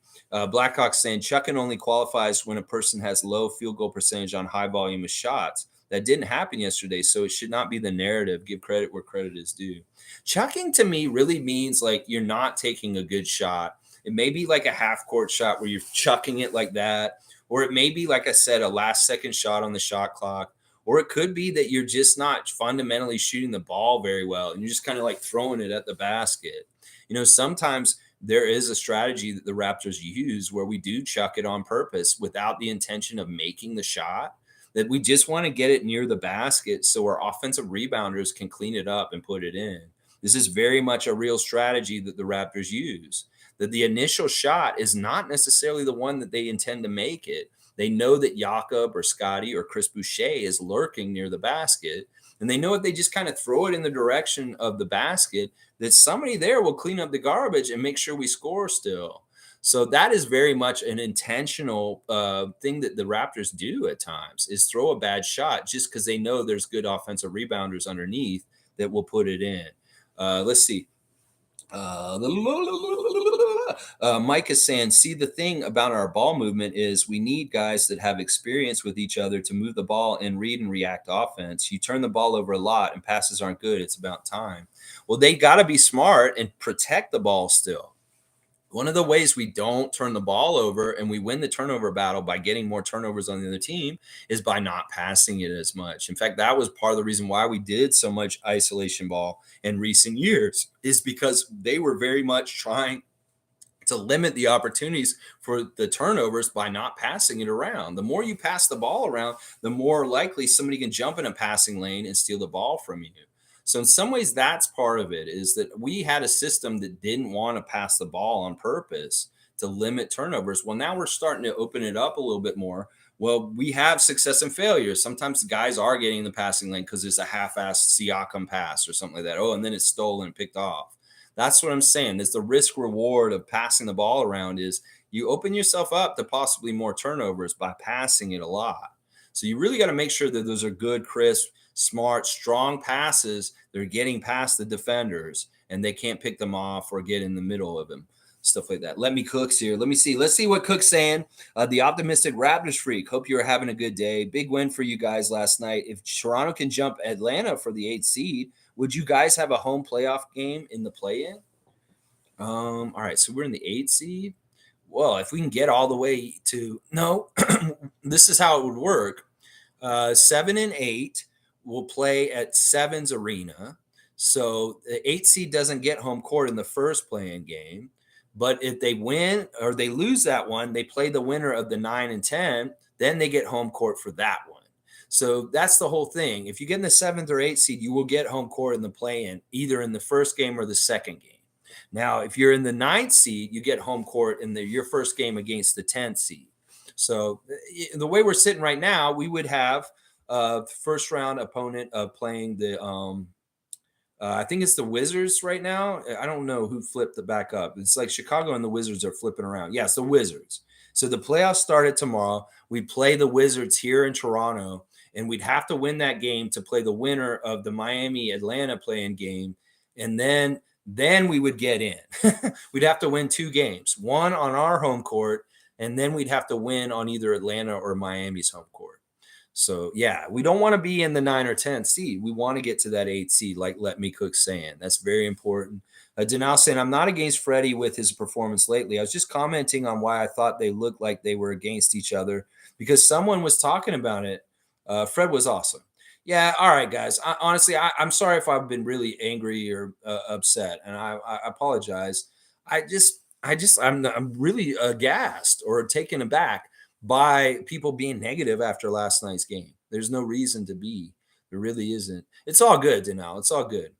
He was bad at the beginning of the season. But like I said, let's stay present. Let's just look forward to the future right now. Paul B saying, great win. That OG putback was jaw-dropping. Rack it up. Paul B, rack it up. There's a lot of stuff to rack it up on from last night. And if you're doing what you did last year, if you feel like doing it, if you don't, I know you have a different job now, and it may be that you don't want to do the highlight reel that you did last year. Well, last night had a bunch of good highlights that you could put in a highlight reel for the year in the game last night. Mike saying, OG smoked that put back. Right on. Perfect timing. It's awesome. Denal saying, I just think we missed a good chance to build our bench guys and see what they could actually become. Too late now. Would hate to lose guys who have flourished with more play, so much potential. In some ways, I'm like, I don't think these guys, I think these guys got chances and they just didn't take the ring. Listen, Jeff Doughton, sure. He did some really amazing things, but Malachi, he didn't take that ring this year. In some ways, yeah, we trust Chris and we trust Boucher. Trust Precious, but in some ways we can't totally trust them also, as we can see recently. I don't know. It's a really weird thing. I really hate in some ways how Nick makes the starters so important and the bench seems like it's ignored. We've seen this for a couple years now, but in some ways, I don't know if it's totally his fault. It really is that he's kind of like taking the ultra premium of the best of the team and really focusing and putting that on the forefront. And that the other guys really aren't getting into that spotlight because they're just not on the same level. That he really has spoken in the last couple of years about wanting to get the absolute best possible effort out of his team. Well, that means playing his best team, and that means playing a lot on his starters. And it's too bad because you're right. I'd love to see our bench guys develop and do more. Now, don't be ever afraid of them going or leaving or doing anything like that. We're definitely keying and concentrating on the guys that matter on our team. If somebody like Malachi leaves and goes somewhere else, so be it. Whatever. But yeah, I wish that we could get more bench development somehow, some way, in a coherent, like a way that we can tell. But we really don't get that right these last couple years. I don't know what it is. I wish Nick could have a better strength with the bench. For some reason, he just doesn't. Wayne saying, give Fred his flowers in an extension, which shows appreciation and gratitude for his contribution. Now's the time to be peaking, and we're on the cusp of that happening. We have been through the fire. This is a great time for Fred to feel really good and healthy and like have swagger and be in the zone. Oh, yeah, this stretch run, and hopefully he can carry it right on into playoff games because this is a very good timing for this. Yeah. Denal say, no, I meant guys like Banton, Koloko, Flynn, Doughton. I wish we got them more play. I'm not Rob. Okay. All right. I'm not anti-Fred and Pascal or in pro Scottie. I'm not in that guy's camp. You're mistaking me. All right, Denal, no problem. And even if you were, it's all right. I mean, we have to be more tolerant of people and their differing opinions in different ways. Yeah, I can understand what you're saying. Like Banton in particular, I feel like we dropped the ball with him. Now, he would say, this is what he said the other day. This season's been difficult because of injuries for him. That they've really sidelined him and messed him up. In fact, he's hurt right now with his thumb. So that with him, I think Koloko's been a success. It's just that you have to watch him on 905 in the last couple months. That is really where you'll see the development and good things happening with the progress of Koloko is on that level. Of course, he may get a chance before the end of the season to really do more on the main roster before on the stretch run. Watch. Flynn, in some ways, I feel like he's a lost cause. We had him ascend into the rotation for a while this season. He gave good contributions on and off from times, but it's just not enough. And in some ways, I don't think he's a player suited for the NBA. And I don't think that he's right for the NBA. Like, he may be very good in other leagues around the world, but in some ways, I'm not worried about him going somewhere else and becoming a Raptor killer. Yeah, I'll believe it when I see it. So if we don't have Flynn for next season, I'm not going to be upset. I mean, it is what it is. And I don't think he's that essential. Now, Doughton, he's been great. He's been a success on both levels. And I don't think, once again, I said this yesterday, people that think Jeff Doughton are unhappy with the Raptors or what's happened with the season, they're crazy. He's been on cloud nine. He's loved playing for the Raptors. He really trusts our organization. He loves how smart it is. He loves the IQ of the guys he's around. He knows he's a student of the game. He's learning from the best, from Nick Nurse and the other players that are on the team. Nah, Jeffrey's in heaven. Jeffrey's been having so much fun this season. Trust me. He's not disenchanted, and he is going to be loyal to us. Watch. He'll be loyal to us this summer. So, yeah, don't worry about those guys. The guys you need to worry about will be fine. And the guys that you don't need to worry about, who cares what the fuck they do? Mike's saying denial on computer. The wait time is shown by a circle around the send button. On mobile, it's a pain. You have to copy and paste a lot to check. Oh, that sucks. I didn't know you guys deal with that. In some ways, you know what? Maybe I should. I'm already at almost 3 hours, though. I need that time because it's just too much, guys. It's just too much. I can't have you guys write just willy nilly without the time delay because it's just be too much. Denal saying, aha, I forgot to copy and paste sometimes. Man, I don't even bother to repost if I have to retype that whole thing. Logical is such a pain. Precious does need a role change. Yeah, I'm with you on that, Denal, for sure. Scott B saying Freddie V taking a hard no call and turning to Nick Nurse saying, don't worry about let's play ball. This is a turning point in the season. Only the Raptors can stop the Raptors. That's right.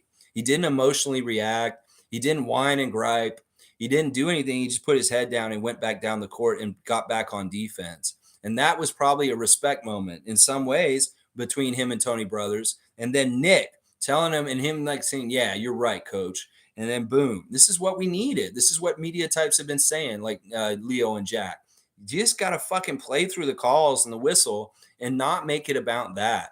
Make it about your play and executing besides the whistle or in spite of the whistle. That's what I'm saying. Kareem saying there's before Christ and after Christ. Just like there's before Jakob and after Jakob. We are now playing better. Just have to smooth out some edges and keep our trajectory moving up. You go, Kareem Thomas. That's exactly right. Our BJ, BJ, and our AJ after Jakob and before Jakob. Yeah, okay. Shirkan saying growth in Scottie is in the short period is amazing. Even with first foul of the game, he was calm as a cucumber. Dude is going to be something special. Outside shooting will come in time. Better than Giannis. Yeah, he's going to be a better shooter than Giannis. In fact, in some ways, he already is. Yeah, he's showing growth and attitude adjustment and just being smart. And in some ways, we don't see him do all this. That's probably good. That probably will benefit him. He has a different demeanor with the refs instead of freaking out. It'll really, really be something good for him and get more favor, I'll bet. Denelson, I thought you were a bot in the first half at Kareem. Not going to lie. I'm like, before Christ, where's this going? Well, we did have a Sunday service on Sunday where we had a church service for Raptors fans to believe in Messiah. And some people probably thought it was sacrilegious because I lost like 2 followers. I was like, oh, shit. I may have insulted people because I did a religious service on Sunday. Kareem is preaching. Testify, Kareem Thomas. Yes, please testify. Dr. Good Vibes is here. This is a great day for the doctor to check in with the good vibes. Great win. Sharing is caring. They didn't care early season, and that's why we are where we are. Fire truck. They've been caring more lately. It's not easy to make the final decision on what moves this team needs. No, it's not. But I feel real good about who we got. And we got some good players together already. We just need to slightly tinker with the team a little bit. And I think we're there. We're very close. We're a lot closer than people think. NBA Quick Takes is saying 100%. Yeah. Blackhawk is saying the touches among the team were pretty good yesterday and improves efficiency matters. You can get by on 12 to 16 touches and be productive. It gives everyone a chance to contribute. That's what I'm saying. Look, Siakam can't have a big, huge slice of the pie where he gets 20 to 30 shots and he only makes 6 or 7 of them. We can't have that anymore. That's what I'm saying. The efficiency is a big part of how we improve and get better. We have not been efficient with our shooting. We've had very horrible shooting and very horrible, like fuck up. Like, why are we missing these shots? They're easy shots. Well, let's improve on all this and really consciously think about it. When OG said that after the game, that him and Fred had been talking about efficiency, that is really good. I'm really happy to hear the players think about being efficient with their offense. Because at times we have not been efficient with their offense in the least. Horrible, failing at offense. And now that it's more in the topic and on their minds, this is a good sign. This is a very good sign. Mike saying Canada's nice image was built over years. Early on, we decided to support and invest heavily into UN peacekeepers. And so we have a good rep of good people in most countries based on saving lives. Oh, yeah, Canada's got a good reputation around the world in most cases. And, I just said that just as a side, as far as people worry about maybe bombing parts of the U.S. But like I said, everybody's got an uncle or a relative that lives in Toronto around the world. It doesn't matter which country it is. There's people from every single country in this world, in this city. Denelson, I think guys were getting cues from Nurse. Scottie would gesture and complain a lot. Koloko, Pascal, Chris, Precious, Nurse would yell and complain to refs. So maybe they copied that. I like the new approach. Well, even if Nick's yelling at the refs, that's his job. The players shouldn't be doing that. The players shouldn't be like, oh, because the coach is doing this, they should like embody that or have him rub off on them. No, that's silly. That's very silly. I think that in general, there's just a problem with players just being like very argumentative or whiny about calls, every single call. Like you can see it. Like even a vet like Will Barton, he gets a call on him and he's like, "Whoa," to the ref for just a second. He's been in the league for how long? And he still does stuff like that. Thaddeus does it too. In some ways, that's something that people got to really realize and think about their relationship with the refs. Pick and choose your battles and maybe not go to the well like Nick told Fred at that moment that we just talked about. No, not this time, Fred. And that maybe that's smart. And maybe that's part of what Scottie's doing too, is like maybe he'll limit his freakouts to when it really, really matters and when it can make a difference. Then he'll make his freak out or something like that. But yeah, I think that most of these guys are not. Like Chris is a really good example of this. Chris Boucher, he doesn't complain or do anything anymore. He just goes ahead and goes back down the court if he doesn't get the call. It's maybe like he's like, okay, and then he just keeps going. But he doesn't freak out like he used to. You can tell. And he's very smooth with the refs. Like he's very good at talking to them. And like I said, just like what Scottie was doing with Tony Brothers yesterday, he's like, okay, teach me how to do this without getting the foul. And Tony was showing him. Well, Chris has been doing this for a couple of years now, and this is part of how he's ingratiated himself with the refs to get calls when he's in a positioning for rebounds. If you notice, Chris is really good at drawing fouls sometimes just from getting position with the basket for the rebound. If somebody goes over his back, he gets the call. If somebody pushes him to the side when he's trying to go up for the rebound, he gets the call. Well, you know why? It's because he's talked to the referees over the years and figured out how they'll call it or what they look for. And he's gaming it to get that. And that's what I'm saying. There's smart ways to use the refs as a resource and understand what they look for and what they will call and what they won't call. And then boom, you can game it to your advantage, just like Chris Boucher has on rebounding positioning. So that's the smart thing to do, that kind of approach. Let's see. Mike is saying when starters are young and don't have years and years of experience, we have to play them more to get them more right. It allows periods for bench and rookies to get burned and make mistakes and still get the win. Yeah. Well, in some ways, we live and die with Scottie. We live and die if we play Koloko because those guys don't have experience and they will make dumb mistakes. It's just part of it. But Scottie's fast tracking and he's cleaning it up and he doesn't make so many stupid mistakes. I just wish he wasn't so flashy. I'd much rather a meat and potatoes, just good bounce pass or chest pass instead of a no-look pass or a bouncy pass through somebody's legs or any of that kind of shit. Just do the basic stuff. You can do all that flashy stuff later when you feel more like at ease in your NBA career and very more worldly and vet, then expand that stuff. But get the good basic stuff right on the NBA level first, Scottie. And then you can embellish and make artistic passes and do all that kind of stuff when you feel more comfortable and really kind of know the game even better. Let's see. Monique is saying, W stream Lex, let's keep climbing. Go Raps. Always, always positive, everyone. Always positive togetherness at all times. Let's go Raptors. And she's got 6 Raptor lineup. I like that. Mike is saying when the team experiences growth and is more effective, the minutes open up to have like a solid bench mob of guys getting regular minutes and pacing the starters for the end of the season. Time is key. We'll have to figure it all out, and we'll see how they handle minutes and different things. I don't want them to overplay the starters like they did last night every single game. Now, if you're playing a top team like Denver, you may have to. But if you're playing a lesser team, then, maybe lessen their minutes. Like if you're going to play Detroit or Charlotte at different times, Nick Nurse, and give a little bit of a chance to a young player like Christian Koloko and Delano Banton when you're playing a matchup where you can get away with playing them.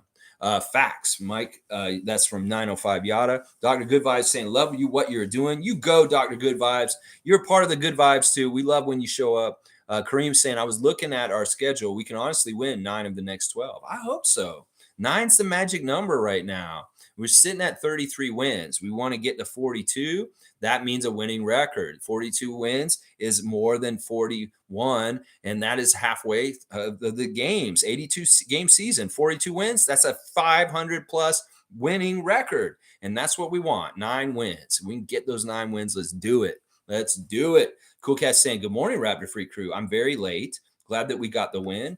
I was at the game with the great seats. I was shocked to see Jokic being a dirty player with his elbows and butt to push players even in the air.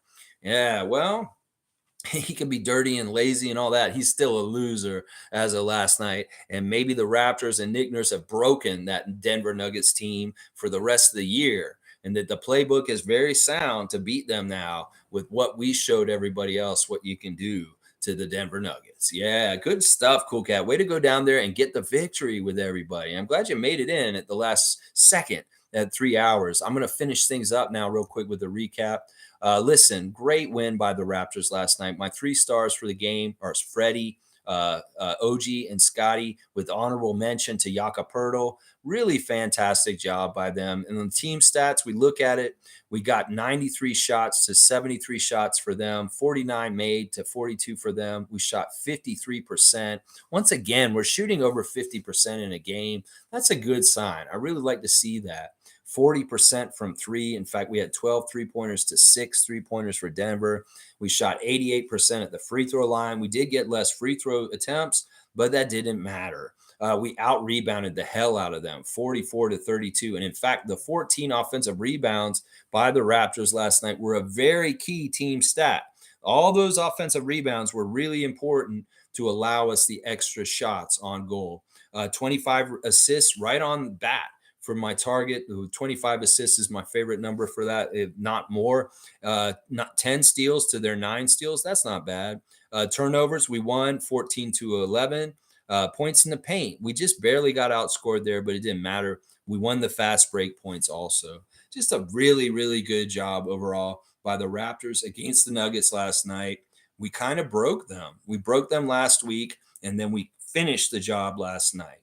So really good job. 905, losing to the Grand Rapids Gold. My 3 stars were Sterling Brown, Gabe Brown, and Ryan Hawkins. Too bad they couldn't win that game. It is really too bad. Just real quick, news and notes. Joe Wieskamp has been called up from the 905, and he's with the main roster. I don't know if that means he won't get called back down to play for the 905 at noon tomorrow and then called back up to play against Oklahoma City later on in the day at Scotiabank Arena. That could very well be the case. In fact, any of those guys could be going down there for the noon game tomorrow and then coming back up, as far as Koloko and Banton also.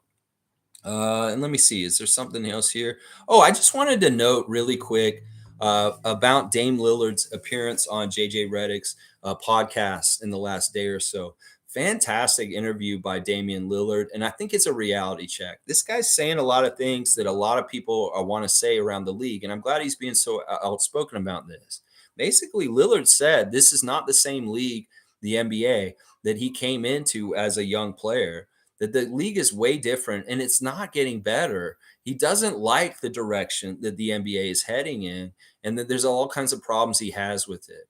Very, very interesting interview with Damian Lillard. And it's also very fun to hear his perspective about what people think he should do and what he's very happy and content doing himself. There is definitely a disconnect between that. Everybody thinks, oh, you should be chasing rings like Kevin Durant and going around and switching your team. Well, that's not what he wants. In fact, his values and what he cares about in his life are very different than the average NBA fan. And I appreciate Dame Lillard, and I have so much more respect for him after this appearance on JJ Redick's podcast. I highly recommend y'all go listen to him, because he's an old veteran, an unsung guy who really is a great NBA player, one of the greatest all time. And he may not ever get that shine, but you know what? He doesn't give a shit, because he knows his career is good. He's got his family and his friends, and that's all that matters. He doesn't do what he does to please us. And I think that perspective is something that we all need to ground ourselves in reality about the NBA. Is just because we have a perspective that says, oh, Dame Lillard needs to go to another team and go chase rings, doesn't mean that's what that person wants. And that we all can't just project our wishes and needs for players onto them and think that they're failing if they don't try and go and do what we want them to do. That's a really, really good lesson. So take that and apply it to things with the Raptors, maybe. And maybe how you think that they should be doing this or this or this. We don't know what they want in themselves and on their own individual level. in the middle of it. And what we want doesn't really matter, is what Damian Lillard is saying. And I love that he did that. Go Raps, good stream. Thanks, Jimmy Pope. Mike saying, I'm talking about two sides of the coin. One where the team core is young and has to be overplayed to raise development of effective. And the other side was when that gets to the point where things open up. Yeah, we're going to figure it out. Dr. Good Vibes saying first in steals and seventh in blocks. We were at a very good stats for the team. Amazing, actually. There's some stuff about us that is abnormal in the NBA. We're not the normal NBA team. And in fact, we win games in an overpowering way on the down low. In some ways, the NBA had to change the rules a little bit because we were going to be too dominant. I really do believe that. But in some ways, that structure and way we do things is still very dominant in weird ways. Winning by getting more shot attempts and not necessarily shooting better than the other team is actually very overpowering. And I love that about our Raptors. Go Raptors. Be proud to be a Raptor fan and be proud of our win. Enjoy it. Soak it up. We've had so much sadness this year that we really do need to take time to ponder and relish the great victory like one last night. So please don't get negative, don't get jaded or start worrying about different things right now. This is a good time and a good place to be happy and just celebrate for a second. The team is not resting on their laurels, and they're not getting too happy about this, and that's rightfully so. They got to worry about more wins and getting more wins. Meanwhile, the fan nation, we need to go ahead and enjoy this. We deserve it. We've been through a lot this season, and honestly, let's keep it positive because there are positive things happening for this team, and the future is bright. And more, it's showing that. All these people that are on Twitter and writing articles about the Raptors in different places that are questioning whether this core is good enough to win championships. Well, did you get more answers last night? That's what I will ask you. Did you get more answers last night about whether this core can be potentially an NBA champion core? Yeah, we'll see how it goes in the future. All right, y'all. Thanks again. Please like, comment, subscribe, and share. And thanks for being here for the long haul. A great victory by the Raptors over the Denver Nuggets, the leading team in the Western Conference, and also a team that features the two-time MVP of the league. All right, y'all. Be proud, and let's go. Go Raptors!